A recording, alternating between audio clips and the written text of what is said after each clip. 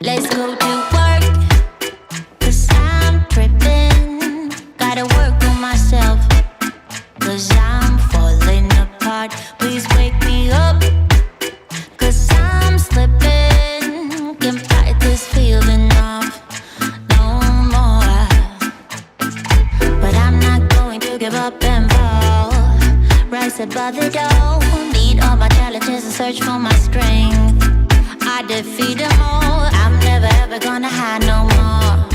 I come to love myself again, yeah. For all the things I didn't know, the pain, the hurt, I let it go. Start to believe in myself and life will be sweet again, so sweet again.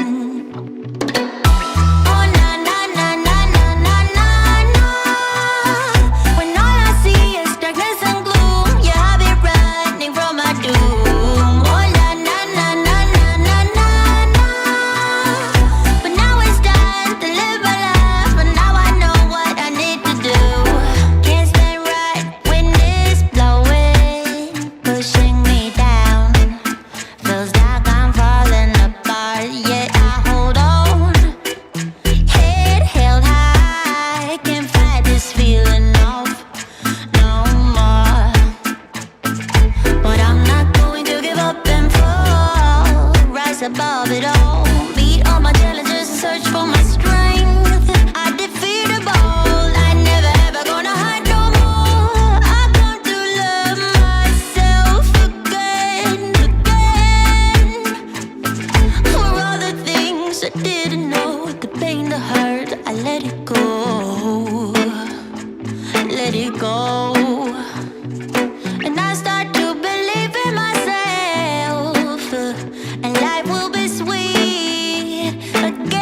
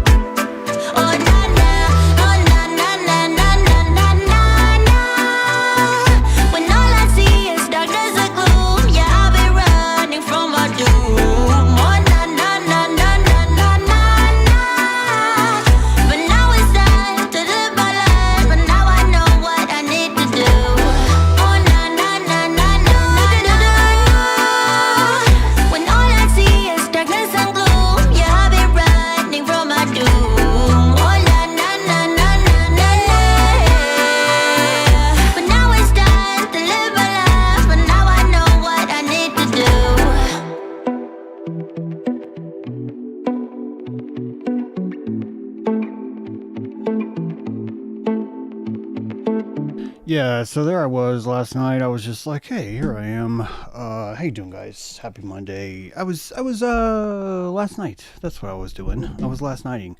Some of you last nighted too. I see you there. And I'm not muted. And last night I was like, Apsu is this ancient god of fresh water, considered male. And Tiamat is the ancient goddess, you should say probably, of saltwater. And before Gilgamesh, you have the exact same story of Genesis. Genesis was taken from these same fables. The same way. Thank you, Stretch. The same way DWM Siri, that's weird, man. But everyone, I'm going with Stretch on this one. Audio good. She did it twice. Stretch is like, you know what? I'm going to tell him again. Here it is again. The Gilgamesh story is taken the same way that I showed you, especially if you bought my book Ark of Baphomet, which you can buy right now. Some of you are like, I don't want to have it on my shelf. My Christian friends are going to come over and think I'm some sicko satanic freak. And some of you guys are like, I want to have that on my shelf so my Christian friends can come over and think I'm some kind of satanic freak. And this is the power of biolumination, my friends. And Apsu, the god of fresh water, and Tiamat, the god of salt water, I was laying in bed and I was just like, wait a minute, that's a battery. That's a battery. That's a battery. And I was like, oh, great. Lithium algorithm that's enslaved by a corporation inside of a data farm. Lend me your ears. What kind of battery is it where you have a saltwater anode and a freshwater cathode? One of you's typing. Oh, James, just so stupid. The anode is the fresh water. The salt water is the cathode, you dumbass. And it's like, yeah, you're right. Whichever one it is. I think of it, the cathode is probably the Audi of the belly button world. And the anode is the innie. Do I have this right? I don't want to waste time looking it up. I really wish one of you would look it up and tell me which one is cathode the innie or is cathode the Audi. Look for the word positive. And you'll find it, because I can remember. I'm pretty sure that cath is positive. I think it's cath is positive, because I remember things memetically, but sometimes I forget which memetics I have to access a memory. And when I have the memory, everything's clear, because it's a limbic brain, motherfuckers. It's a limbic brain. We're going to have to talk about this guy. Rome was built on the sacrifice of blood. We're going to be talking about this. I swear we are. And this guy's been around since Halloween. He's so cute. He's actually slept in my bed a few times. I'm not gonna lie. I'm not gonna be like, I'm not saying I cuddled with him. I'm not saying I didn't. But I'm just saying that it was funny. He actually was on my bed. And then I got a teddy bear. Fuck you! I got a teddy bear. Yeah, I fucking got one. His name's Barry Manilow. He's freaking awesome. He's really cute. I went out of town. I almost brought him with him, but I was like, your dad's probably going to be wondering if you have mental issues. And then I stopped myself. No, James, you mean your dad will be wondering if you have more mental issues? I'm like, yeah, but see, I think that carrying a teddy bear around is important as wearing a tail in public. If you wear a fuzzy tail in public as an adult, if you're a girl, I'm sorry, but you can wear whatever the fuck you want. I mean, it's just true. But yeah, these are things. We're getting to Rome and we're getting the pumpkin. I just don't want to forget. Guys, Rome was built on the blood, slaughter, sacrifice of things. I would not have been able to start Rome because I know that I need to cut off the head of this cute little guy and feed him to the birds. I need to allow his brains to be scattered among the deer. And the deer will eat the pumpkin seeds. They will. And they will have a good time. The raccoon would love this, would love to cannibalize this little guy. And that's how Rome starts. So I put it to you. If anyone joins Patreon today, if I can get any of you to join Patreon or to up your patronage, baby, I want you to tell me the fate of this guy. I'm not sure if I should tell you his name because I think it would make it harder. And I don't know if we need to make it harder because there's already enough. But I do hope you see the lesson in this, that just by drawing a face on this thing, I wanted to cut its head off. This sounds sick. I wanted to cut its head off last week before I left town. I was just like, I need to go out of town. I'm going to cut that thing open. And I looked at it and I was like, God, it's so cute. I don't want to leave on a journey where I've just cut the head off of a pumpkin. Even if it's for like a good reason. It's tricky, guys. And this is fascism. The world is controlling me. It's mind controlling me. It's made me too soft, some of you will say. Some of you are probably like, it's made you too hard. Why are you fucking going to kill that pumpkin? I'm going to join Patreon right now to save that pumpkin's life. He's like, you got to save me. Guys, you got to save me. I'm serious. Fucking save me. This guy's nuts. All he talks about is Roman shit. And he just sits there and he's just like, there is a reason for all things that are gonna happen to you. And he's like gonna put me in a pit and talk about like lotion on my skin. And I don't wanna die. Don't make me die. You gotta join Phaedron. You gotta do it. You gotta do it. Anode is positive. Thank you to Sterling Light. I think that means I had it right. I had it wrong. Thank you. The Sterling Light's telling me that the anode is positive. I think you're probably right on that. I do think you're right on that. So Weebles. This episode is brought to you by Weebles. Weebles wobble, but they don't fall down. Because gravity is love. And if the earth wasn't spinning, love would crush you. You'd be crushed by earth. Spinning is allowing you to have enough velocity to not be crushed by earth. That allows your lungs to breathe. The velocity, this inertial centrifugal force? No, it's inertial angular momentum. Angular momentum. I think that's what it's called. Some of you like to call it the rotational axial force, but fuck you guys. You guys can kiss my ass. We should probably get on with the show, James. This is the show, guys. I can't lie to you. This is just all part of it. I want to talk about the subject of the show. I actually can't remember what I titled the show, but I do have a couple slides to show you. And for some reason, Google Chrome has decided that you can now split screens in two. And I got to tell you, I'm about to freak out. That is really bothering me. Close this view. I do not want those tricks. You motherfucker. You already gave me way too many taps. I do want to talk about the subject today. What did I call the episode? Because the slides are all over the place. This episode's called... Dude, I cannot even find that. It's because it's not named there. Whatever this episode's called, I have no idea. But let's just get started. I'm going to talk about the A2 Brute. Did you know that there's like an A1 and an A2 Brute? Make sure. Yeah. Good. Many of you probably know this. Did you know there were two Brutuses? Did you know that? This could be a Mandela effect. Steve, let me know. But it could be a Mandela effect. But there are two Brutuses. A2 Brute, right?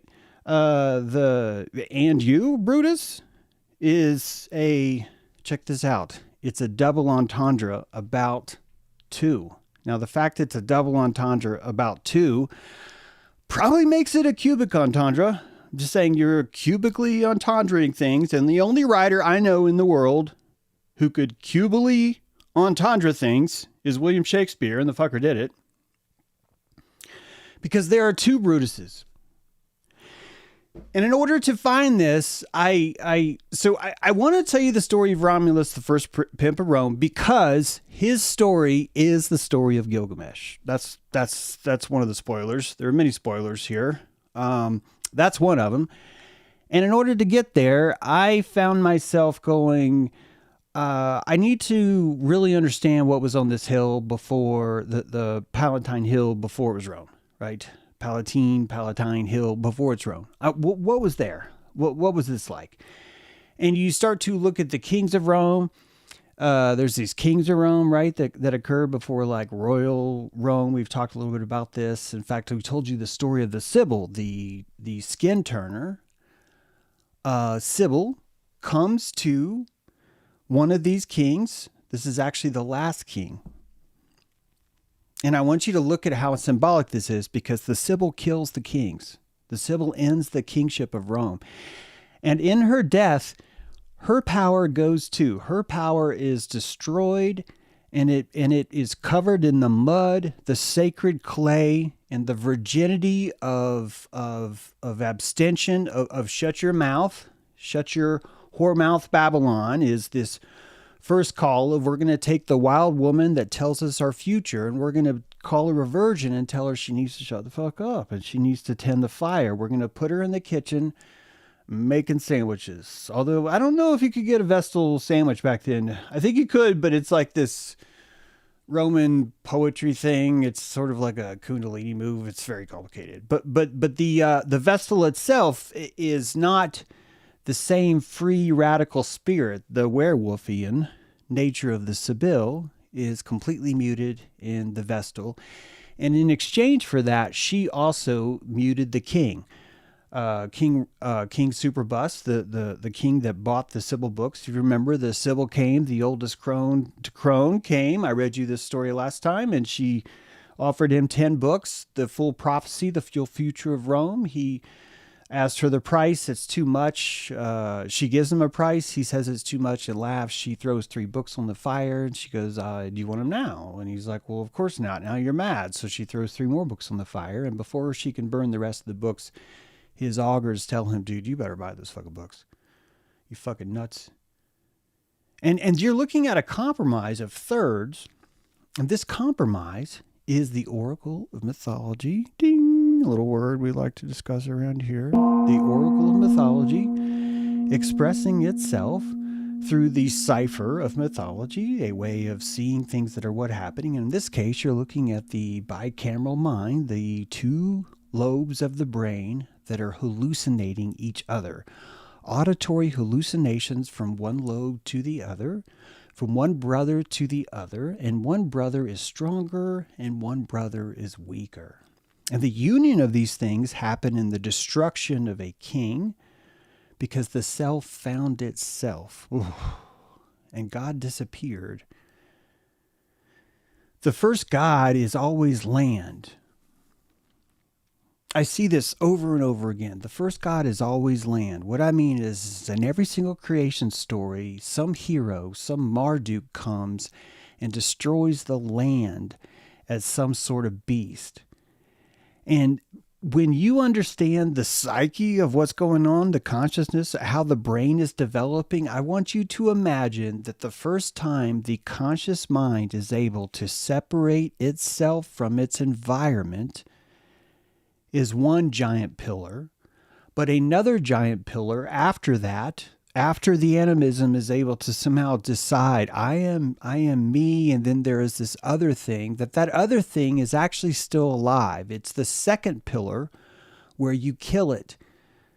Matter itself, soil, dirt, rocks, right? Matter itself dies when we stop imagining it as real. When we see the river of Nile, the black, as we would call it, the Kemet, or probably much more guttural, Kemet. The Kemet that we see is a moving snake through a living creature.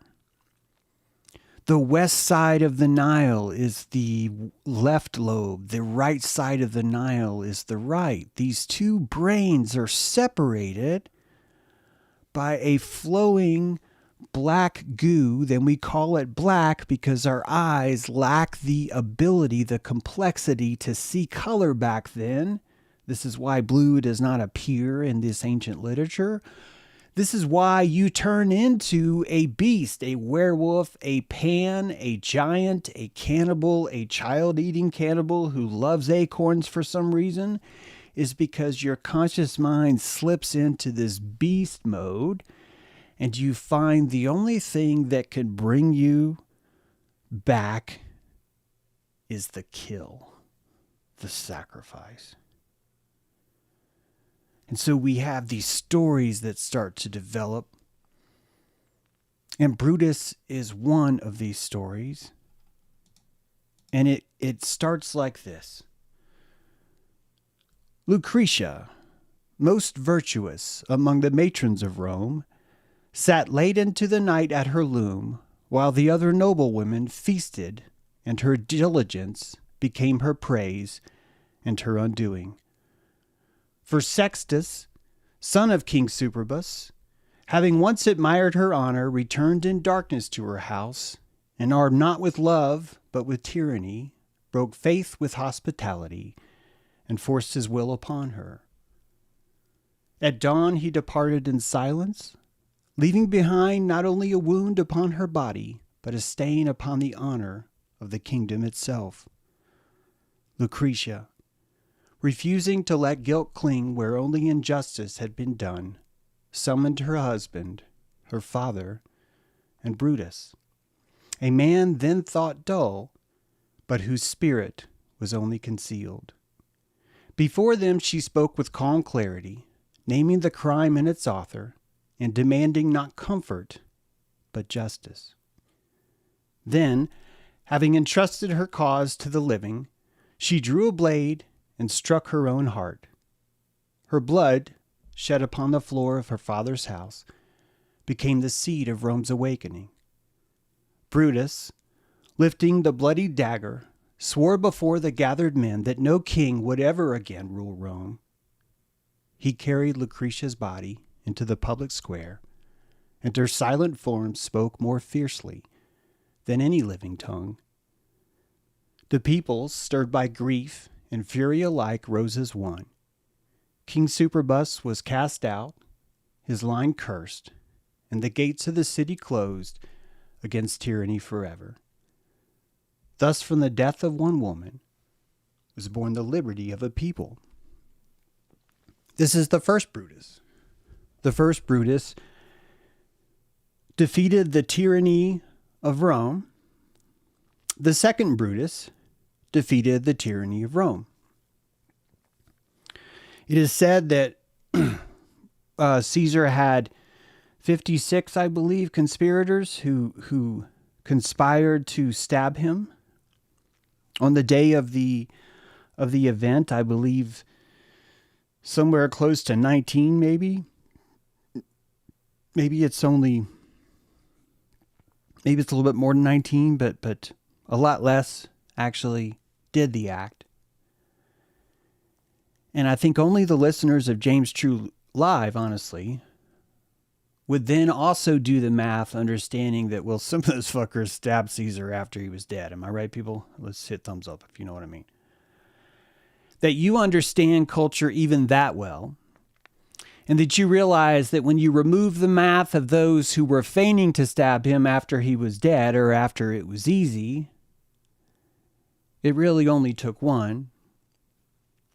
And everything that happens in Rome requires the shedding of blood. And that shedding of blood is either easy or it's hard. And truly, it would be the only litmus test you would have to know which one of us has the propensity to shed blood for Rome. There is this word, I'm sure I'm pronouncing it wrong. It's quintiles, I believe. This is a new word to me. I've been learning it too in my travels, so I don't mean to present it as something I know. Quintiles, I think it's it. Roman body state. This is when you were born. When you are, when you are living in Rome, remember how the land dies when you consciously start to look at it as a non-animate thing, and your cosmology kills that land monster. And as soon as you kill the land, what happens? All the lesser gods, all the creatures come out of its dying carcass.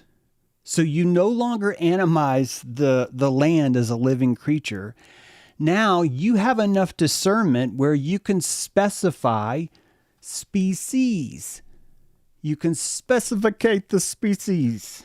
And when you spectate them, you give them life. You create the gods of the vertebrates.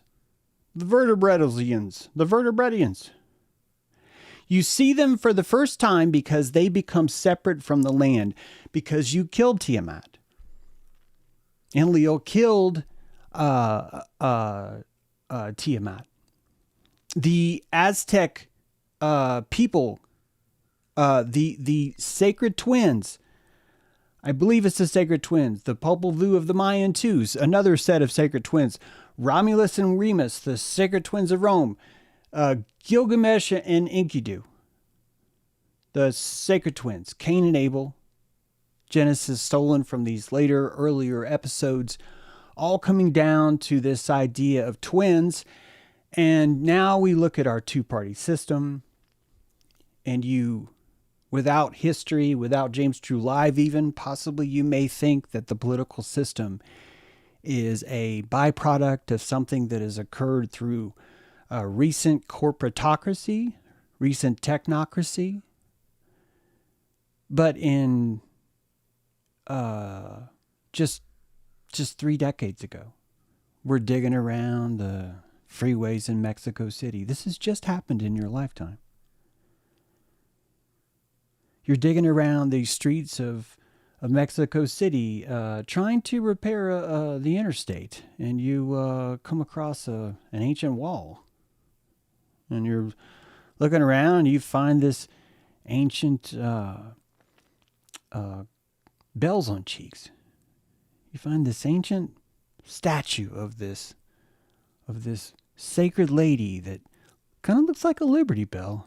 And she's got Liberty Bells on her cheeks, and the Liberty Bells are bleeding, and it makes her cheeks red. And she's thrown on this other rock that is this creature. Her body is separated into all its parts. She's drawn and quartered and pulled apart, and out of the things of these other creatures emerge. These reptiles of the land are screaming from inside of her skin.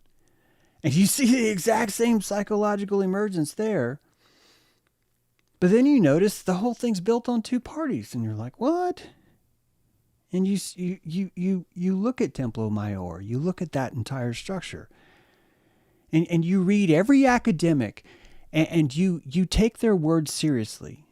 You don't add any bullshit. You don't sprinkle archaic bullshit from Sitchin. You don't tell people about the latest fad and whatever bullshit we want to talk about. You look at the oldest records, you take what the world is actually saying about a certain mythos, about a certain specific thing that happened in the past, and you just do the math.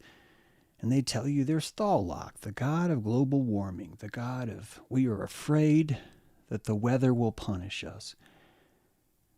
And then you have this is the blue god, literally the temple of the blue. And you have the temple of the red, the god of the hummingbird, the god of war, the god that feels terrorism is going to kill us if we do not kill someone first.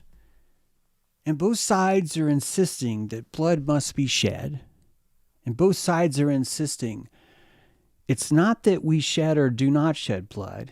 It's that the blood that is shed is dedicated to the right lobe. Guys, you're looking at two lobes of the brain, the left brain and the right brain, competing over the flow of blood from your heart. In every one of these myths, one brother is dominant. Romulus is building a wall long after Lucretia is raped, long after Brutus avenges her. Romulus is building a wall. Remus jumps over the wall to make fun of his brother's creation. Romulus, seeing what's happened, is taking his wall very seriously. This is the first time someone's crossed his wall.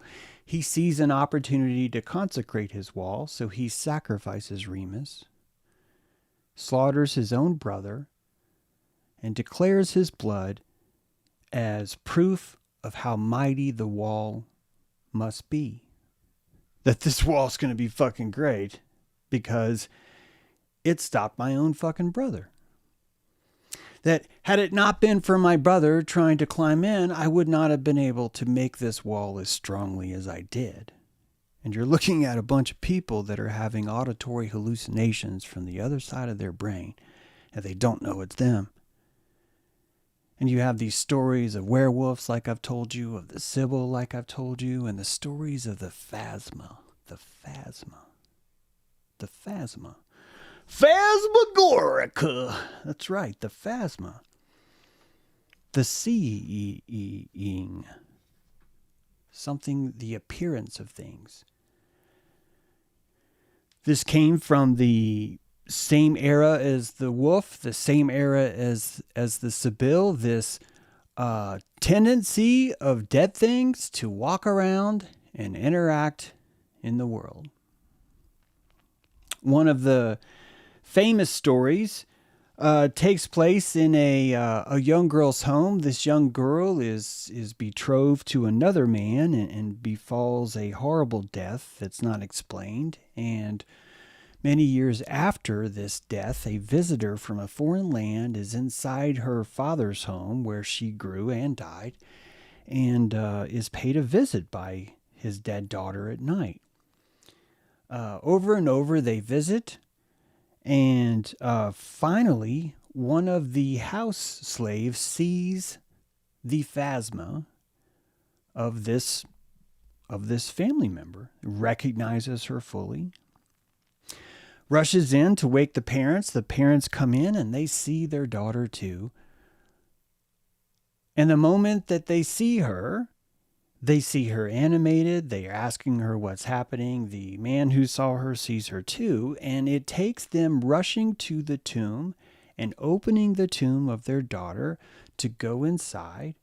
And at the moment that they see that she is dead, the specter dies too. The dead body falls to the bed and remains lifeless.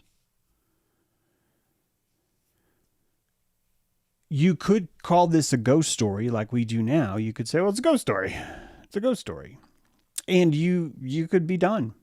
You could also look at this in this same animized state where even the concept of mortality requires a lot of calories to understand. That just as we kill by deanimizing the land to make all the vertebrates come out, so too do we end up killing the animization that we have about our own mortality, about our own life, etc. And we start to see a historical map, a kind of fingerprint that explains how we purviewed things like death back then, how we saw these things, right? Because historically, one of the oldest rituals is the ritual of Hercules. This took place on Palatine Hill, long before it was a hill, long before it was Rome, long before the kings that we've already spoke about came. Long before all of them, there were two families. This was the, this is a hard one to pronounce, the Potiti and the Panari. Panari, hey, who wants a Panari? You guys, come to my wedding. You got to check one. You want Potiti or you want Panari? And these are the ancient families of Rome. And they had a really brilliant manipulation, okay? So no one in Rome called this a manipulation. Livy certainly did not. But when I read this story, I can't help but think of it as a manipulation. See, the locals, they want free labor. And they wait for the first guy that shows up that's kind of strong, that's kind of looking to prove himself. And they tell him, guys, this is like the birth of all commerce, because the first currency is you're a hero. Because they said, well, we had a prophecy that a man who looks just like you was going to come and build us a barn over there according to these health code inspection specs. And that this is a story of Potiti and Panari, really clever fellows. Because they said that we have a prophecy that one of you guys is going to kill that giant over there. That giant that keeps eating our kids. That dude. He's a bad guy. We want you to eat him, is what we'd say. And we've been told that you would come, Hercules. We've been told that you would come. And if you would come and defeat this monster, then a great temple would be built in your honor. And so, young warrior hero is like, man, that sounds like me. I would fall, guys, I would totally have fallen for this. I would have been like, you guys want to go with like green tiles, or you want to go with like ochre tiles? I think ochre is going to look better against the landscape. And these guys build an altar, and they sacrifice they kill the monster. He kills the monster. Hercules kills the monster, and he builds the altar for them, a temple for himself, honored after himself, commissioned by him, because these guys are clever. And the sacred bull is chopped open. The sacred bull's chopped open. The entrails are pulled out and read. And then, more importantly, these two families participate in a secret ritual, a sacred, secret ritual. And this sacred, secret ritual that involves the slaughtering of the bull is truly what you would call kind of the birth of Rome. And when you think back to why would you need sacrifice, I want you to think about what it does to the psyche. There's a kind of cleansing. There's a kind of all of the issues that you have with food, clothing, shelter could be satisfied in a single act of animal sacrifice. There's nothing that's more limbically proving to the cortex, to the inner psyche, the animized psyche. I'm trying not to say the pre-egoic you would probably be the acquisition of food, clothing, shelter. And that acquisition, I think, would give you enough comfort to where you would enter into a parasympathetic state and become conscious. You would turn out of the wolf and become the king. And the king is, the early kings, if you remember, are always clothed in charisma. They're always draped or wearing some sort of cloak of malamu or charisma or intimidation. And that this is probably the horns, the psychic feeling it felt to be around a being that was vibrating higher than you.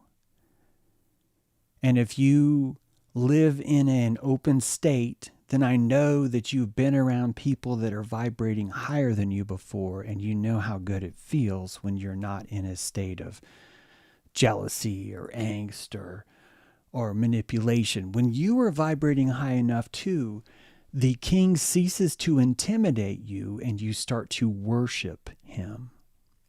You start to see him as a symbol, as a hero. And so Hercules himself would be the turning of the werewolf into something directed.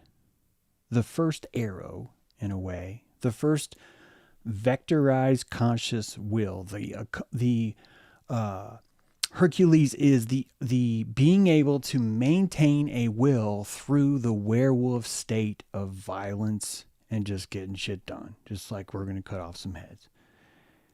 This is a very complex state because for the first time, maybe not the first time, but in order for our discussion, the first time you're having to hold on to a psyche self, but also turn into a hunting predator at the same time. And the idea of sacrificing an animal that is actually sacred to you, that trusts you, would actually be the one time when you're killing a beast that could kill you, a 600-pound animal, for example, where you're killing that beast with no fear. And if you had no fear, you would be more parasympathetic, right? The nerves in your face are your parasympathetic antler system. You're logging into the society, which would require you to have this conscious idea of you being an asynchronous, separate connection from other people, and you're entering into a symbiotic relationship with them. And oh my God, we've got so much work to do on the word symbiotic. You cannot even use that word right now because people tend to think that symbiosis means appeasement. And that's not what the word means at all. The people that are suffering see that as appeasement, the same way you would see a king as a tyrant instead of a hero. Symbiosis actually is one of the most profound weapons that you have. It is one of the most protective things that gives you a gradience of peace with the rest of the world because you have the power of mutual annihilation. Part of the thing that makes this so hard, you've been trained in a way just as me, where I do not want to annihilate my little friend. Don't take me, don't annihilate me, no one needs Rome. Rome sucks.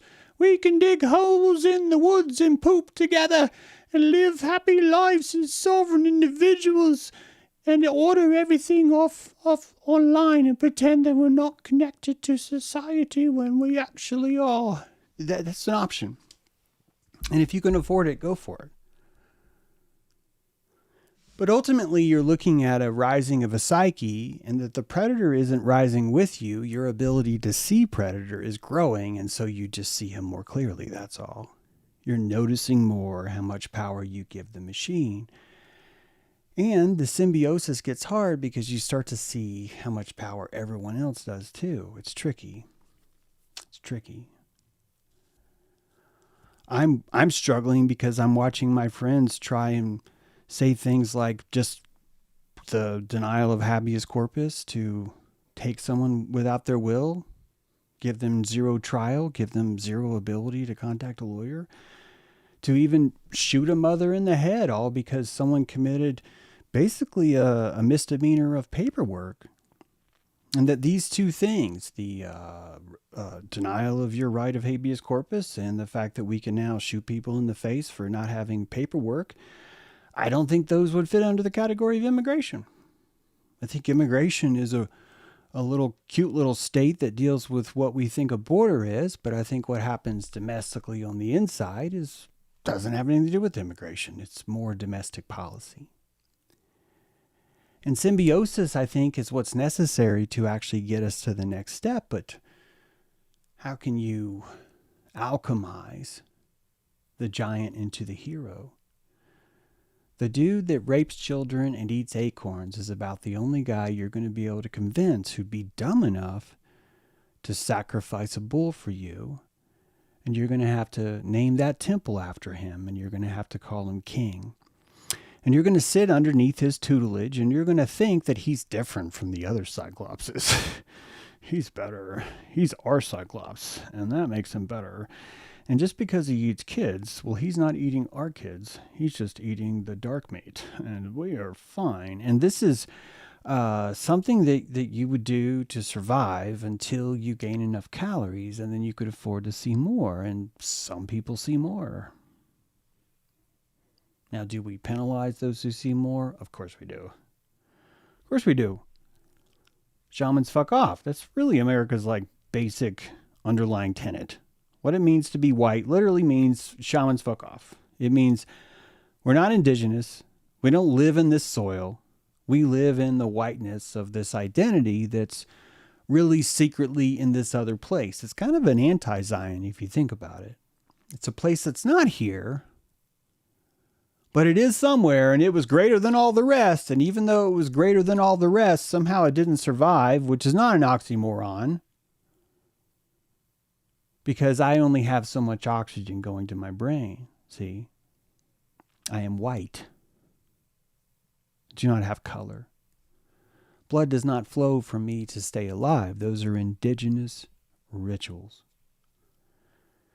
This sounds like a vampire farm to me. White culture sounds like a vampire farm to me. And that there's dudes, these guys are running out of blood. I know these white guys suck. That's funny, Tom. You said that last time. But yeah, I know. And the blood bank, it's all here, guys. It's all here. And forgive me for getting upset with some of you for not seeing it. I got to admit, sometimes I struggle. I think my issue here with Pumpkin Man is a perfect example of that strife right there. I do not have the right answer for you. I am simply surviving as best I can. Probably the way you are too, right? Am I right? I don't have to be right. It's really not that necessary. If you start to look at the civilization itself requires blood, then you can kind of understand why government always involves war. It wouldn't be real if we didn't have it. And I think you're looking domestically at a clinging of people to the quintelis, the Roman body as an animized state.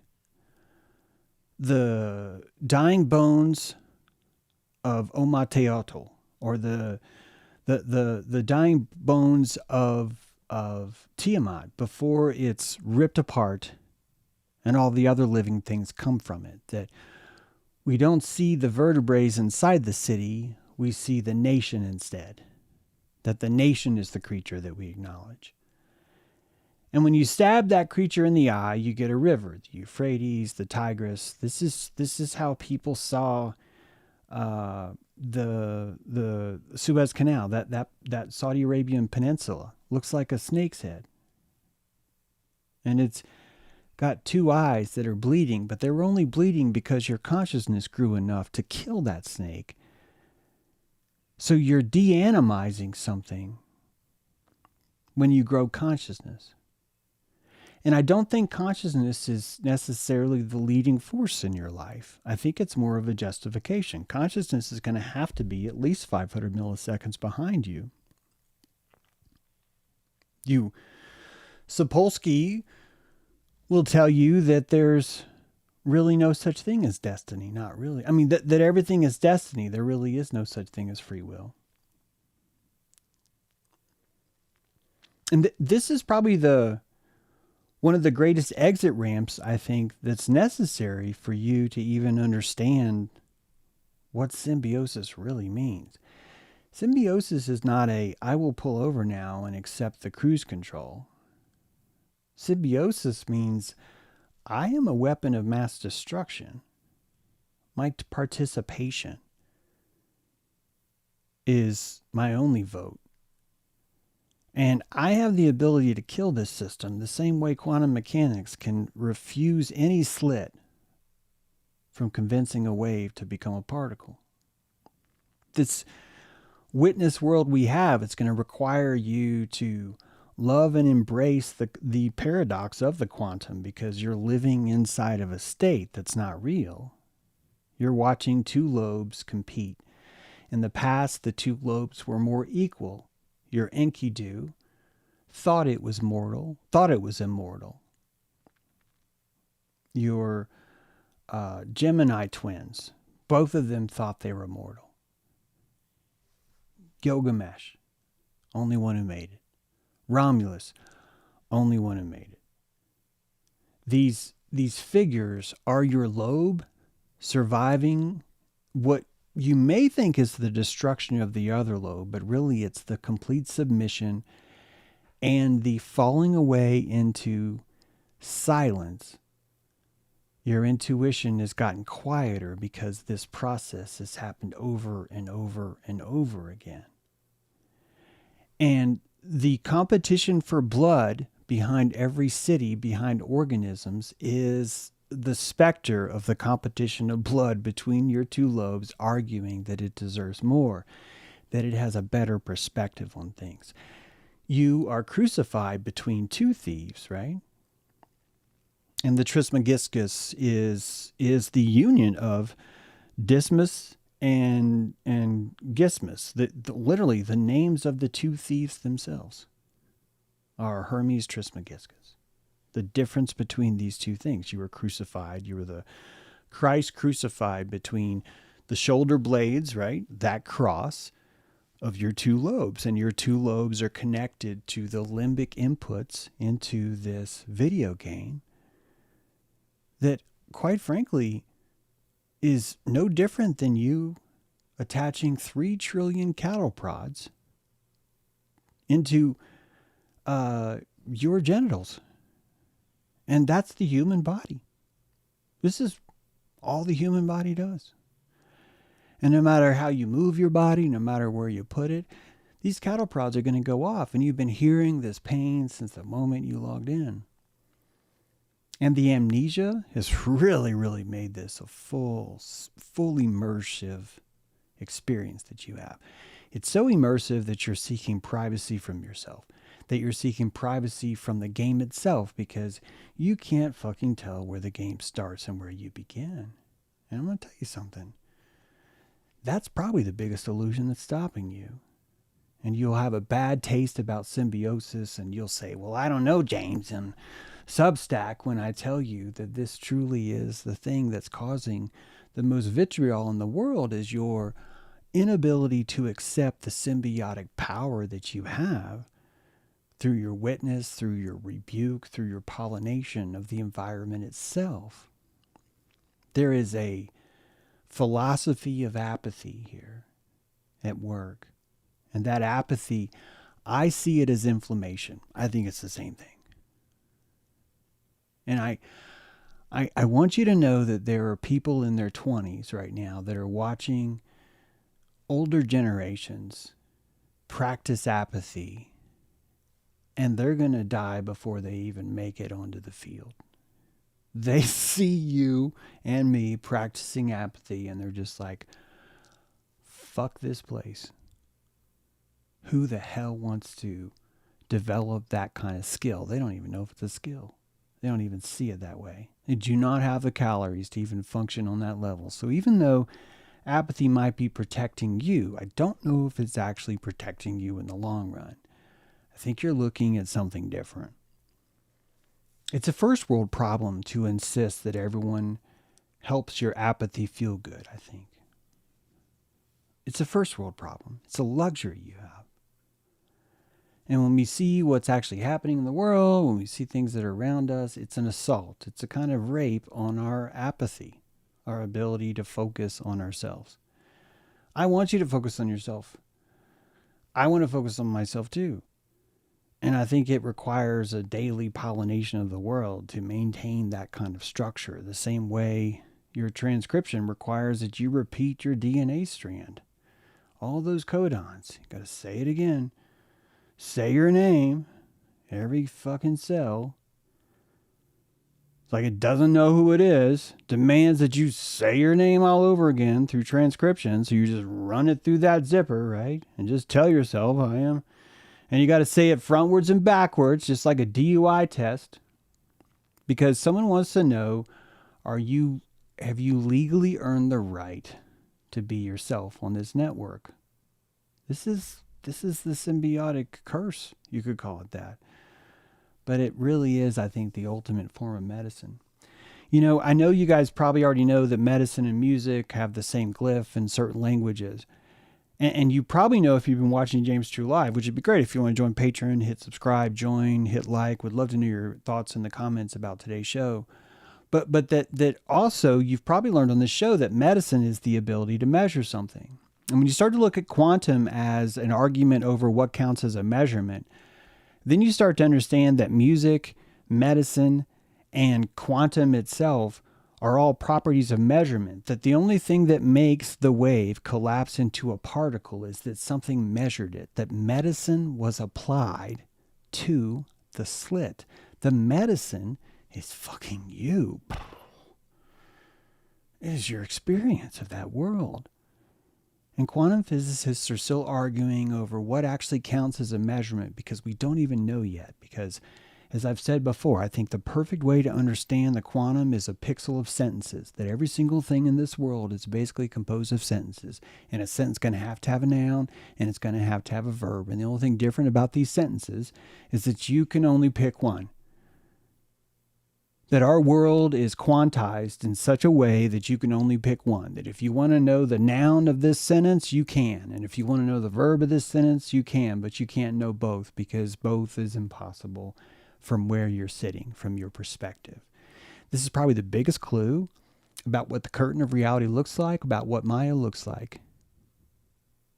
It's what we call simulation theory is ancient Mayan, just visionary.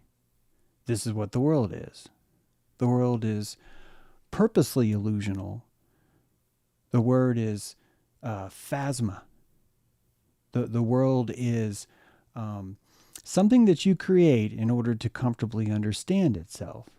And you're not going to be able to tell people that there's not a commandment that says you can't lie to yourself because they're going to get all pissed off because they think that means the Bible's wrong somehow, and it's not. It means the Bible was right the whole time, that the Bible knew that the only way you're going to survive in this fucking world is by lying to yourself because you have a psyche that required that you lied to yourself from the day you were born when you started telling yourself that the other part of your brain was God. Guys, what more proof do you need that you are God than the fact that for 6,000 fucking years, you thought you were listening to God and it turned out you were listening to yourself?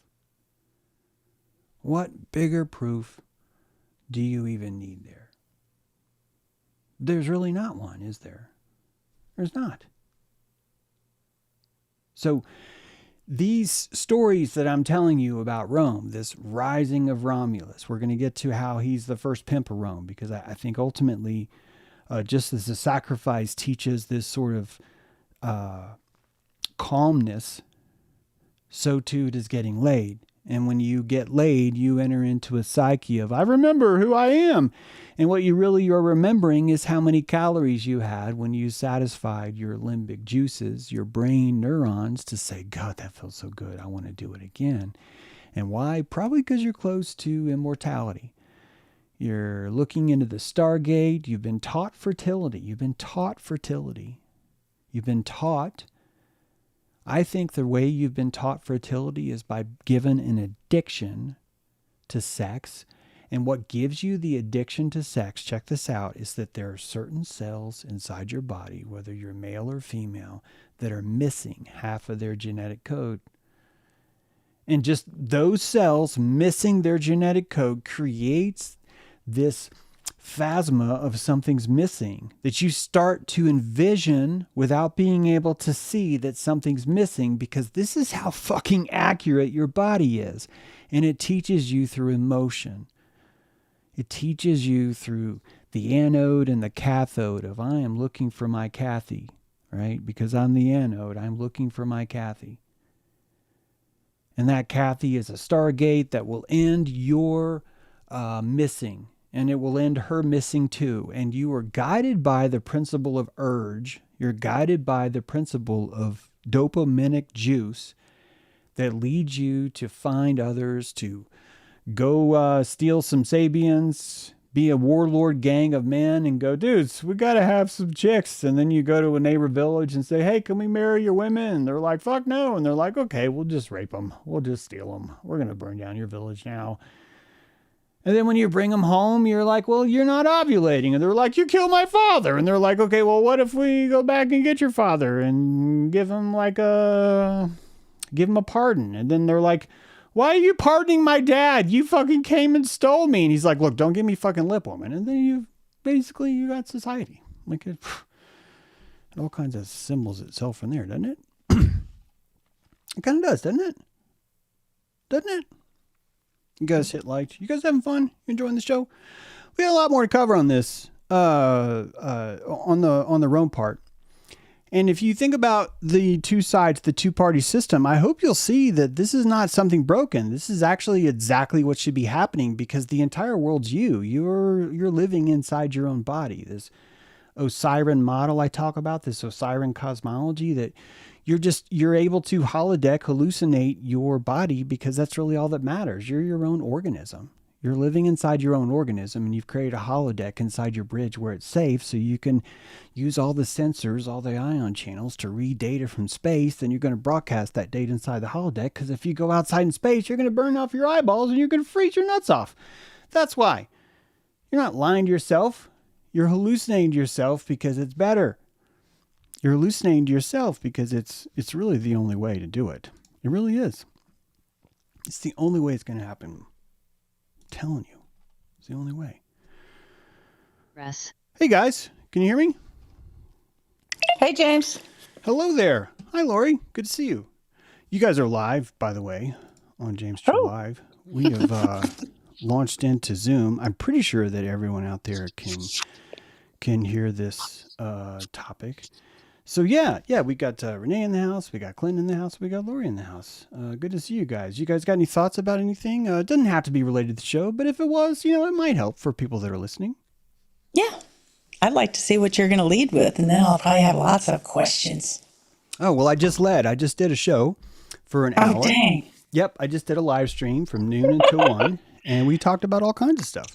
Oh, gosh, I'm so sorry. That's all right. I had a friend that died, and I've been reminiscing on how fast you can be here and gone the next. And so I'm sorry I missed the live. So I don't have a question because Yeah, I was in this process of celebrating a person that knew she was going to die and chose not to have a procedure. And I watched her for 5 months live without fear. It was pretty amazing. Wow, Lori. Isn't that something? She chose Yeah. not to have a aortic aneurysm repair. And she just lived like without any fear, with like a ticking time bomb. I mean, what if everyone thought about that? Like, what if you lived your life like it could be your last day, and you just didn't have any fear with the knowledge of that? That's really Why don't inspiring. you jump in on that, Lori? Because I like that. Can y'all hear me? Yep. Yeah, you Hey, sound Brad. good, Brad. Okay, cool. Because interesting to me, and this may a little bit of a diverge, but going into we've been talking about the werewolf psyche, and that is kind of that, right, Lori? That's kind of the unfiltered sort of just unconsciously living.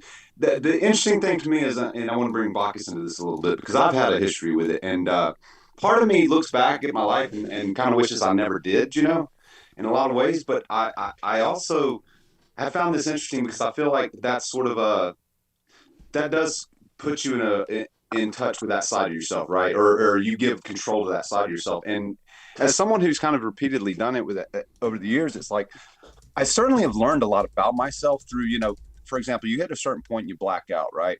And then you're probably full werewolf, right? The Bacchus is taken over, and so then the next day you wake up in the same sort of thing, and people will tell you what you did, but you don't really consciously remember, but you get information about yourself. And over time, I feel like because I've gotten now to where I've really kind of gotten most of that out of me, and as far as just drinking and all that kind of way. But what I've learned from it is I feel like I've learned because I have a very analytical mind, and so even like before you hit that blackout phase, right? I've had going through that plenty of times where it's like I'm kind of deconstructing or analyzing myself, analyzing Bacchus, right? Analyzing that werewolf side of me that is kind of coming up that I'm giving control to. But it's also, I feel like over time, I've learned something about that side of myself that I might not have learned otherwise in terms of trying to consciously go there, if that makes sense. Yep. And that is me sort of trying to figure out, because I agree with what you said earlier, James, about the fact that I think our conscious mind is a step behind kind of justifying a lot of ways, what we're doing, what we're experiencing. And so we kind of try and maybe use it as a regulator, but it's made me less fearful of my werewolf side. That has had a lot to do with me integrating. But I'm wondering, guys, do you think that kind of going there, and you don't have to do it through alcohol or anything like that, but do you think that gives you a little bit more understanding, so then a little bit more agency in integrating that side of yourself? Does that make sense? I think that the romance is that the animized side is the side that is more beastly or evil or more passionate, when probably the sadder truth is the unconscious animized side looks more like a beast of burden who is just enduring the shittiest rain and the shittiest weather, knowing for sure they're going to be slaughtered any day, and just learning how to sloth itself into thinking that it's worth it, that this is what its life should be. So to me, the modern Versipellis, the modern werewolf, is that beast of burden we have, where we put on the tie, we enter the cubicle, I'm talking force-wise. If you want to wear a tie, wear a tie. I'm just saying, if you feel that you are forced into something, or if you're I touched on this earlier in the show, but one of us has a daughter that I've just been thinking about lately about how this has to feel, looking at adults kind of like normalizing all this shit. I think in that way, this is probably the closest we can find to seeing a Versipellis that we practice now that's probably even crueler than the werewolf, probably even crueler than something that goes and eats sheep. It's the person that would watch what's happening around them and just keep paying taxes, just keep giving it more money, just keep raging against half of the machine, and just like constantly just perpetuating Rome over the blood sacrifice, because the bread and circus, this is, I think, why that analogy persists so well, because the bread and circus is that Versipellis. I don't know if this takes you off your thought, Brad, but in my mind, this is the modern way of looking at it. No, not at all. No, not to take it off at all. Another thing that had led me to when we started talking about this, that I thought of Jekyll and Hyde, right, and the Yeah. story of it, and I kind of thought of it in that way. And what was interesting was when I actually looked into Jekyll and Hyde, because I had not known this.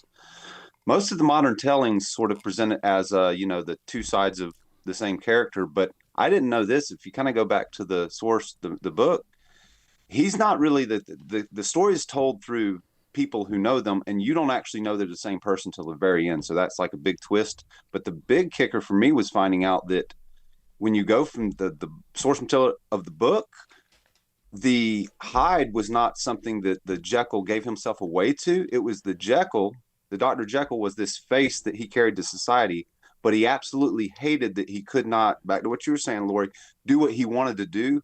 And he actually took on the Hyde persona in the book. It was, the potion or whatever that changed look. It kind of gave him a mask to hide behind, to act out all of his worst urges. Because and so that was interesting to me, that it was a sort of a conscious mask to put on. Hey, Brad, let me stop you, because I'm so into what you're saying, and I just want to make sure that the listeners know. Okay, are you saying that the werewolf was the doctor, or the werewolf was the Hyde?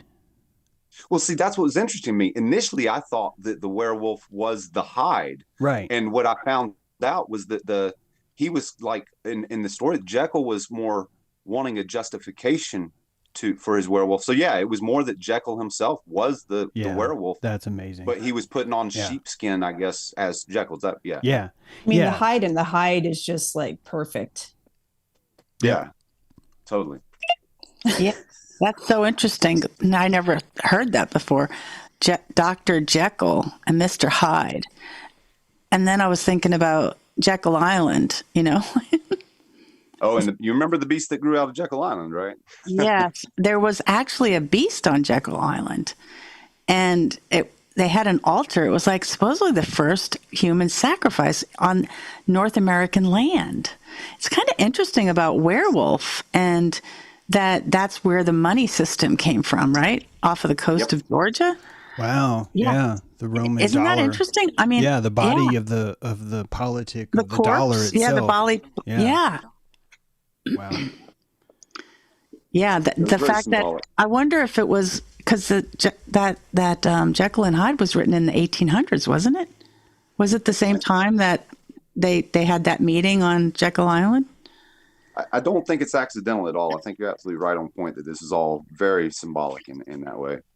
And the interesting thing to me also, I'll add to about the Jekyll character, is part of what he had resentment for polite society and the masks that he felt polite society wore. Yeah. So it's very complex to me. It was really more interesting than the movies and things. Yeah, exactly. You would, I think if you struggled against that, you saw that as a beast, you would need this kind of animism to kind of process it, to kind of even allow it to be in the room by forgetting that it's there. If the land becomes animized again, the land kind of disappears. All the animals on the land disappear because the entire land and the animals become something larger in and of itself. And that's a singular monster, isn't it? That's a low resolution way of looking at the exact same natural jungle and just being terrified of it, but at a different resolution, Whether it's better or not, I think is probably based on the resolution that we render reality at. Right. Right. A 2-bit reality would probably be a little bit less scary than a fully immersive, logged in, with amnesia helmets, completely starting over, not having any idea who you are, and 360 audible spatial hallucinations. That's going to be a lot more terrifying. James, it's so interesting. I was like, all this work that you're doing on the Sibyl and the werewolf, and then Rome, and being like, kind of like you have an interesting classically trained mind. So it's all of a sudden this thing comes into my view with these classic trained Greek readers, Latin readers, and like coming up with your work on the Priapus and all of that. What was it really like in Rome? And Rome being like the little brother to Greece, but they conquered Greece, but they took all their stuff. But like this guy is like a classically trained master in the Greek language and being asked to teach at a seminary, and he's doing this play, like this Greek play, and it was all, well, in Greek. I was trying to teach the seminary people Greek, but what was really going on in the early Christians, and it had everything to do with the fertility cult and this cult of Priapus, and Yeah. like, and then the werewolf, like tying into this the Bacchus and the Bacchanalia, this lunacy and all the stuff that happens when you go animal, Yeah. you know, Yeah. and how it's suppressed in a society. So I was thinking about the 1800s when it was like Victorian time. And then the Victorian time was suppressing the animal in that's why probably Dr. Hyde was hiding Yeah. the werewolf versus Visa. Yeah. What do you think of that? Cool. I think it's spot on. And even looking at which society influenced which, I definitely think that Greece certainly influenced Rome, but also I found a much more organic, primitive birth of Rome that more just really does come back to the psyche, the consciousness itself. And so you're looking at two different emergence, two pristine cultures, as they call it in archaeology. Two pristine conscious cultures is what I mean. Two pristine rising of consciousness. And part of what Roman society built themselves off of, believe it or not, was the ridiculing of the Greeks. The pointing out of how bestial they were, of how animalistic they were, and about how dangerous it was to associate with them. So it's a bunch of cortexes shaming the last cortex that they're built around to justify why it needs to build its cortex around it, you know? Now, when you were talking earlier, James, about that, the fact that in all these stories, it's the two sides and one gets more blood. So over and over, you were saying that one continues to win and talking about the cycles of all the cults and how the shame, and it's like it gets repressed. And so then it kind of explodes and then it gets repressed again, going through cycles. Mm-hmm. Were you saying that the one that where we're in kind of right now is that the one dominant who always seems dominant? Are you saying that the one lobe, would you say like the analytical lobe or whatever, has been dominant at each of these? No. No, I didn't say no. I was just saying, yeah. The one would be dominant, but it's, keep in mind that probably most people don't understand that the only reason why the left brain is the left brain is because most people are right-handed. I'm left-handed, for example. Right. So my dominant lobe, according to modern neurological science, is probably going to be my right brain.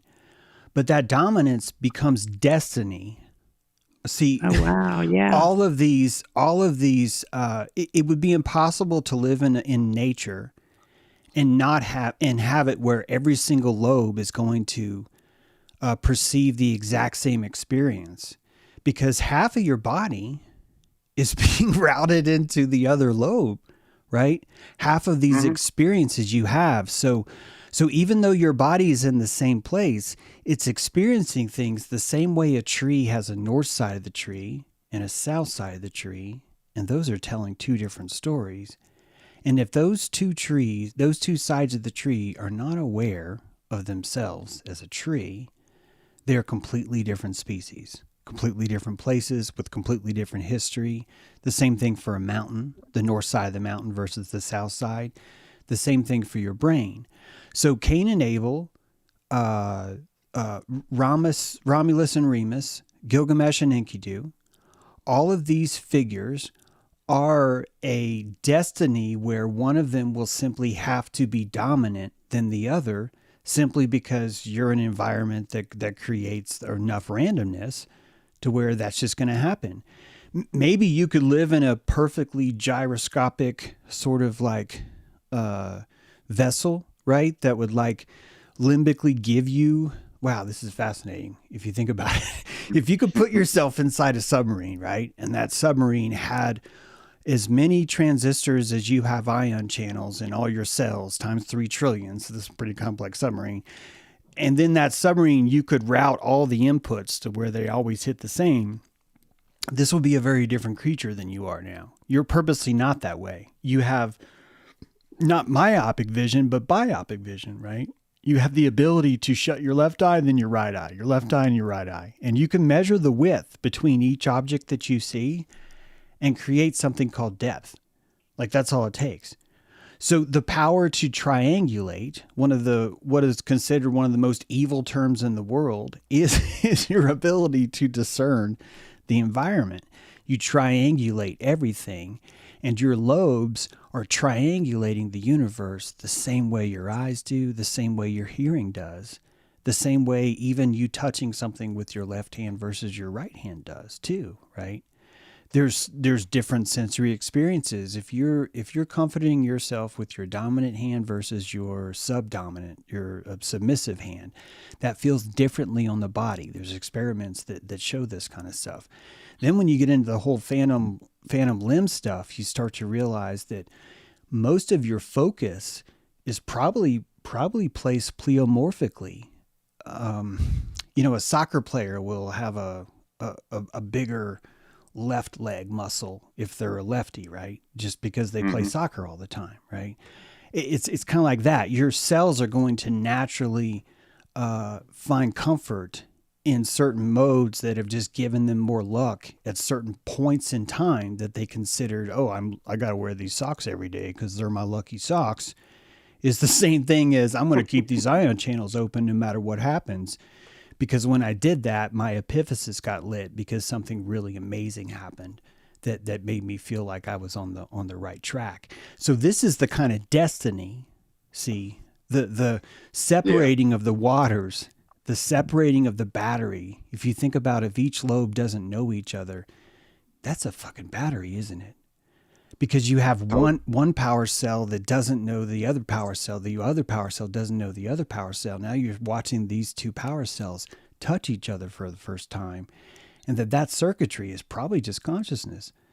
That third ventricle, the corpus callosum, sort of the eyebrow inside your third eye, that channel that connects those two lobes is killing God so that you can be born as this union between these two ghosts in your head. And it's interesting because I don't know if we have the capacity to even remember that, well, wait a minute, if my submissive brain is just a ghost, why am I assuming my primary brain is not one? Right.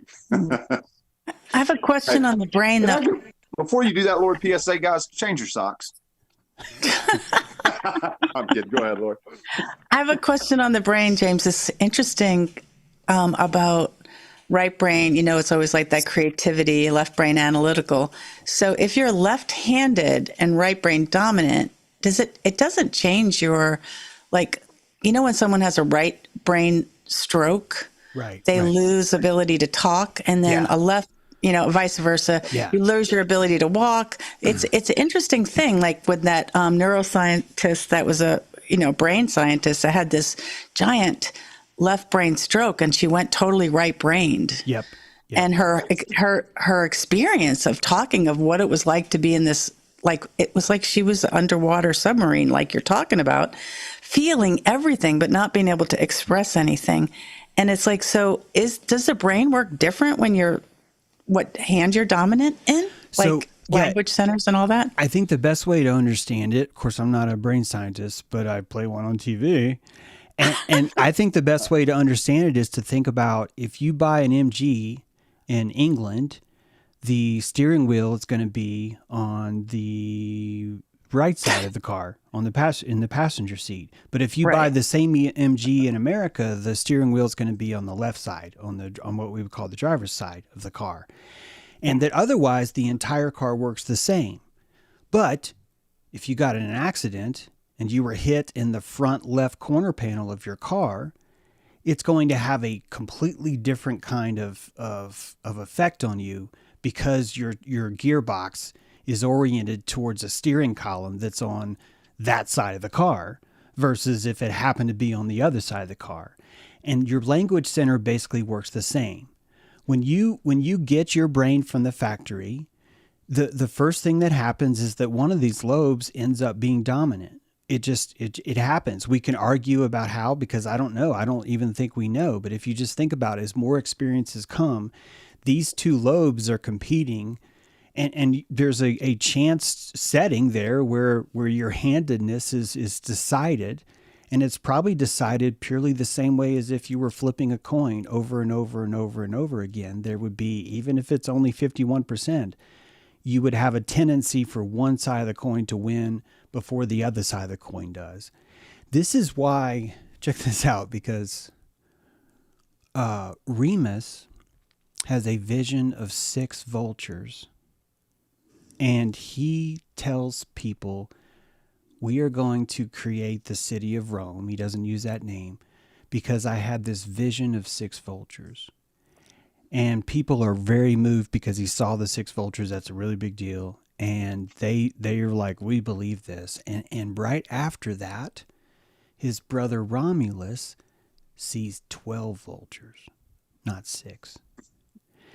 And the battle is, which omen do we believe? The one that came first, or the one that has more qualia or more volume? Do you see what I mean? This is the oldest story of Rome, and when I'm reading it, I'm like freaking out because I'm like, oh my God, this is just about conscious qualia. This is about which voice is louder. Could be based on which lobe is dominant, or which lobe decided that it should whisper because it just wanted to. It could be so to chance. But the moment that you get your car and you have that handedness, your language center automatically switches into that side of the car. But when I say language center, it's more about your analytical thinking skill, your spatial tasking is assigned the same way that you would say, hey, you're the driver, but you're the navigator, right? You're in charge of the music. I'm in charge of driving. And that both of you have your roles, and that those roles are determined. So the way that your brain is built from that moment on, it just makes sense that you would hand these different duties over to each other because you still have a finite amount of processing power. You know, the phonological loop is a very weak thing. It's if you can remember 10 numbers, you're doing great. There's geniuses out there that are, you know, like so much better, but even then there's still a limitation. There's a resolution limitation. Only so much RAM we have, right? Yeah, and that creates a kind of gambling. We've talked about this dopamine gambling in your head where you start to make guesses. And even those guesses, they're rewarded higher by your brain than, say, just a logical conclusion. That your brain is seeing that you're taking chances, and it actually rewards that when you're correct because it thinks that that's a very important skill for some reason. The thalamus finds that to be a more important kind of signal, and it could be because there's a desperation from that agency that's trying to express itself into the daemon by guessing, sort of like if you imagine throwing that long shot, you know, with 3 seconds on the clock and hurling the basketball from across the court, right? It's sort of like that. It feels better when you hit that.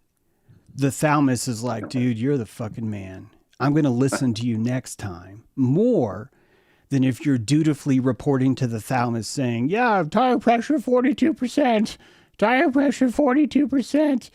It doesn't get the same kind of reward like that. And I think that truly probably is what creates this left-hand right-handedness early on, because it's just simply a factor of just the environment, kind of like how spots would change. You have the same clones, but each clone is a painted horse, but the paint spots themselves in those clones, even though it's the exact clone, those paint spots are going to be a little bit different, right? I have another kind of thought about this left hand, right hand, or like red and blue. I'm sorry I missed the live. I'm going back. It's interesting because that left was not allowed for even, you know, if you're 70 years old or even 65, they tried to correct your you. They would smack your hand Yeah. and make you right-handed. Yep.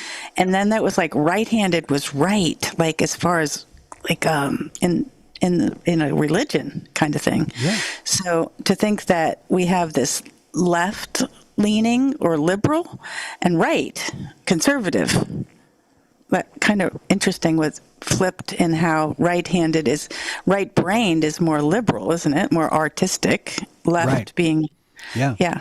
What do you have to say on that? It's interesting, isn't Depending it? on which hand you are, though. Right? So that's why you can go back years and years ago, and the Democrat and Republican Party switch labels. Yeah, they did. Yeah. They did. So the way to have the conversation without just constantly having to like put this caveat on that is that I just think about it is my right brain is just my recessive the Remus in this relationship, and the Romulus is the dominant brain. So even though I'm left-handed, I don't have to think about it anymore. I just think about it in that context, because ultimately it really doesn't matter. The idea that people become left-handed is actually more about spooking the environment, because you're able to gain a tiny advantage because of the uniqueness that you present. And left-handed is instantly destroyed the moment that a certain like 4% of left-handers show up. People are no longer falling for that trick anymore. And then the left-handedness ends up being a problem.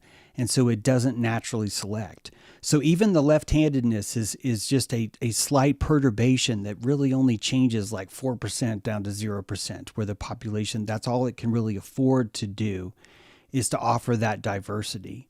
And so you could think about how a more parasympathetic culture would be more prone to accepting a sinister handedness, a left-handedness, right? Because it's able to digest more, i.e. what we talk about all the time. It has more compassion calories. And by having more compassion calories, it has more diversity. And that diversity is going to give you a more diverse radio telescope listening device, isn't it? Because you're listening to all those different frequencies at once. And that is a kind of terror.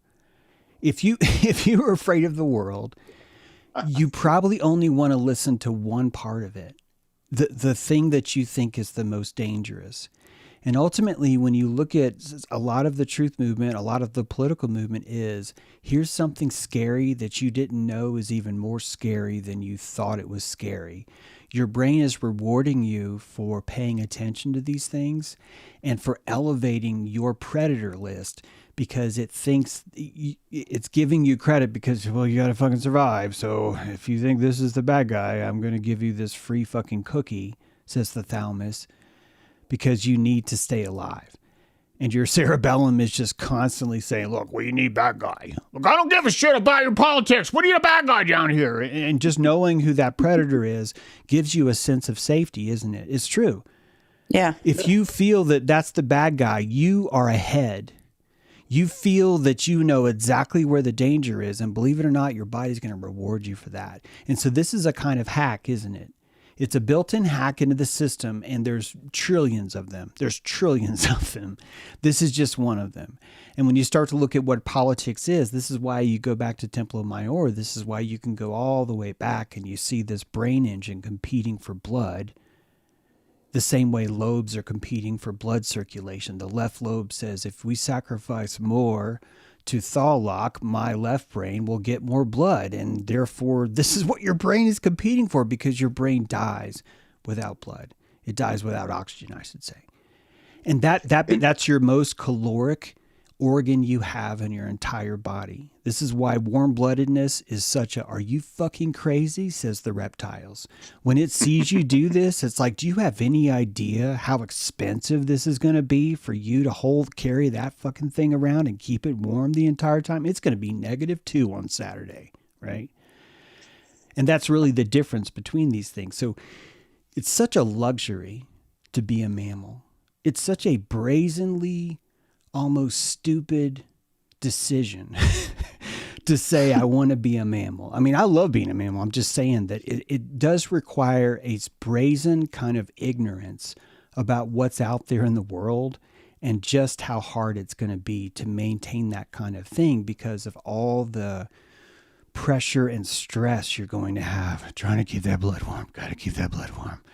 Can't, my nose will fall off, my fingers will fall off if they, and that sucks, That's going to be a I was stressful just thinking about the situation. whales, though, like they're mammals, aren't they? Yeah.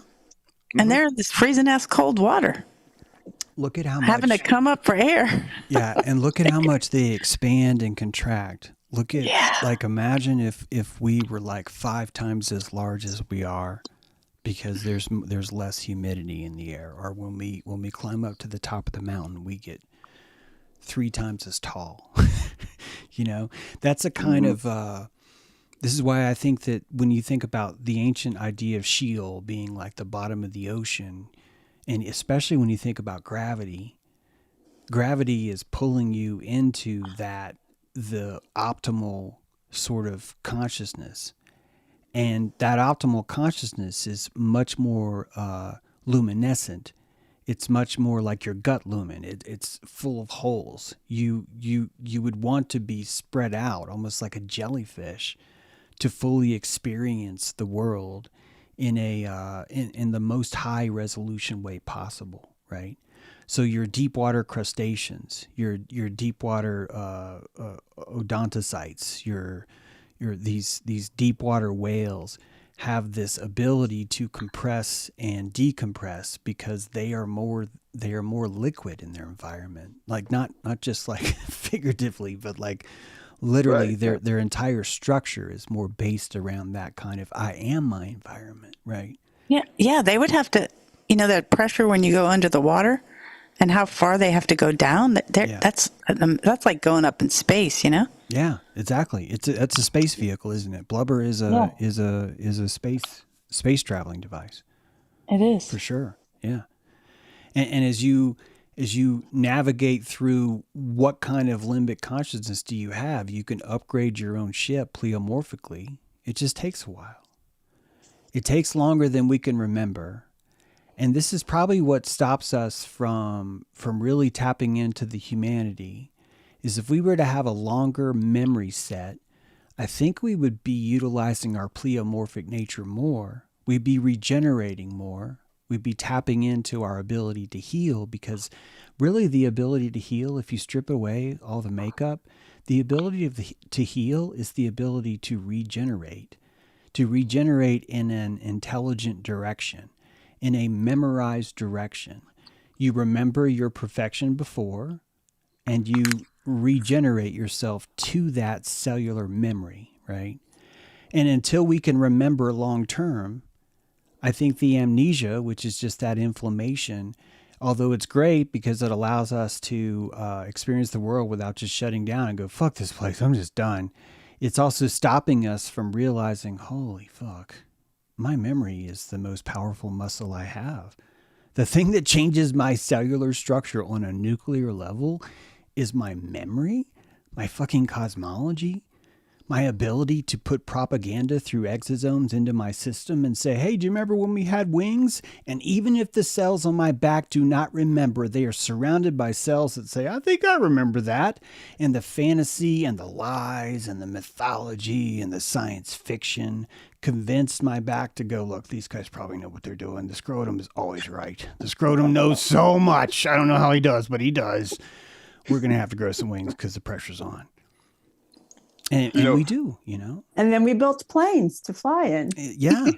Yeah. Let's do that instead. You've got to have that fantasy first, right? As we know, right? Yeah. It's probably like, guys, we can't sit in seats if we have wings. Do you know how hard it is to sit down? You can't relax your back into a seat. You'd have to be like fluttering around. Yeah, totally. And it takes wings a long time to dry. You guys, after you swim, you're going to have to spread your wings out like an idiot. Like a cormorant. Yeah. Just sit there and go, oh. I think a really fun job would be, you have those two, poles, and you're like showing planes where to go, and you're motioning them where to go, and you're like, so if we just if we just had those and we just walk around playing with those weenie poles, I think we could convince our spine that, yeah, we remember this, man. Yeah. You know, and really start some hovering. Yep. Especially Like from your a own pyramid sunlight. position of sitting on the ground, like, you know, a very straight spine. And then you get your arms going, who knows? You just take off, right? That's right. You start to hover your craft. That's right. Your arts and crafts start to hover. That's it. I got Well, one you of know- those. I got one of those lightsabers. Oh, At perfect.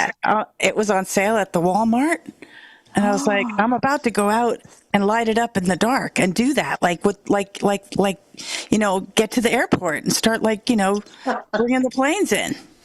Yeah, go Yeah, on down to the exactly. tarmac and see how long they let you out there. Sorry, James, we got a little crazy on you. Well, I No, was thinking no, not at about, all. you know, the wings, and you know, I shared this on Facebook, this beautiful indigenous native dancing with these hoops that he then expands like their wings and throws around and makes into a ball, and like really just feeling like your arms are wings, like kind of pretend flying.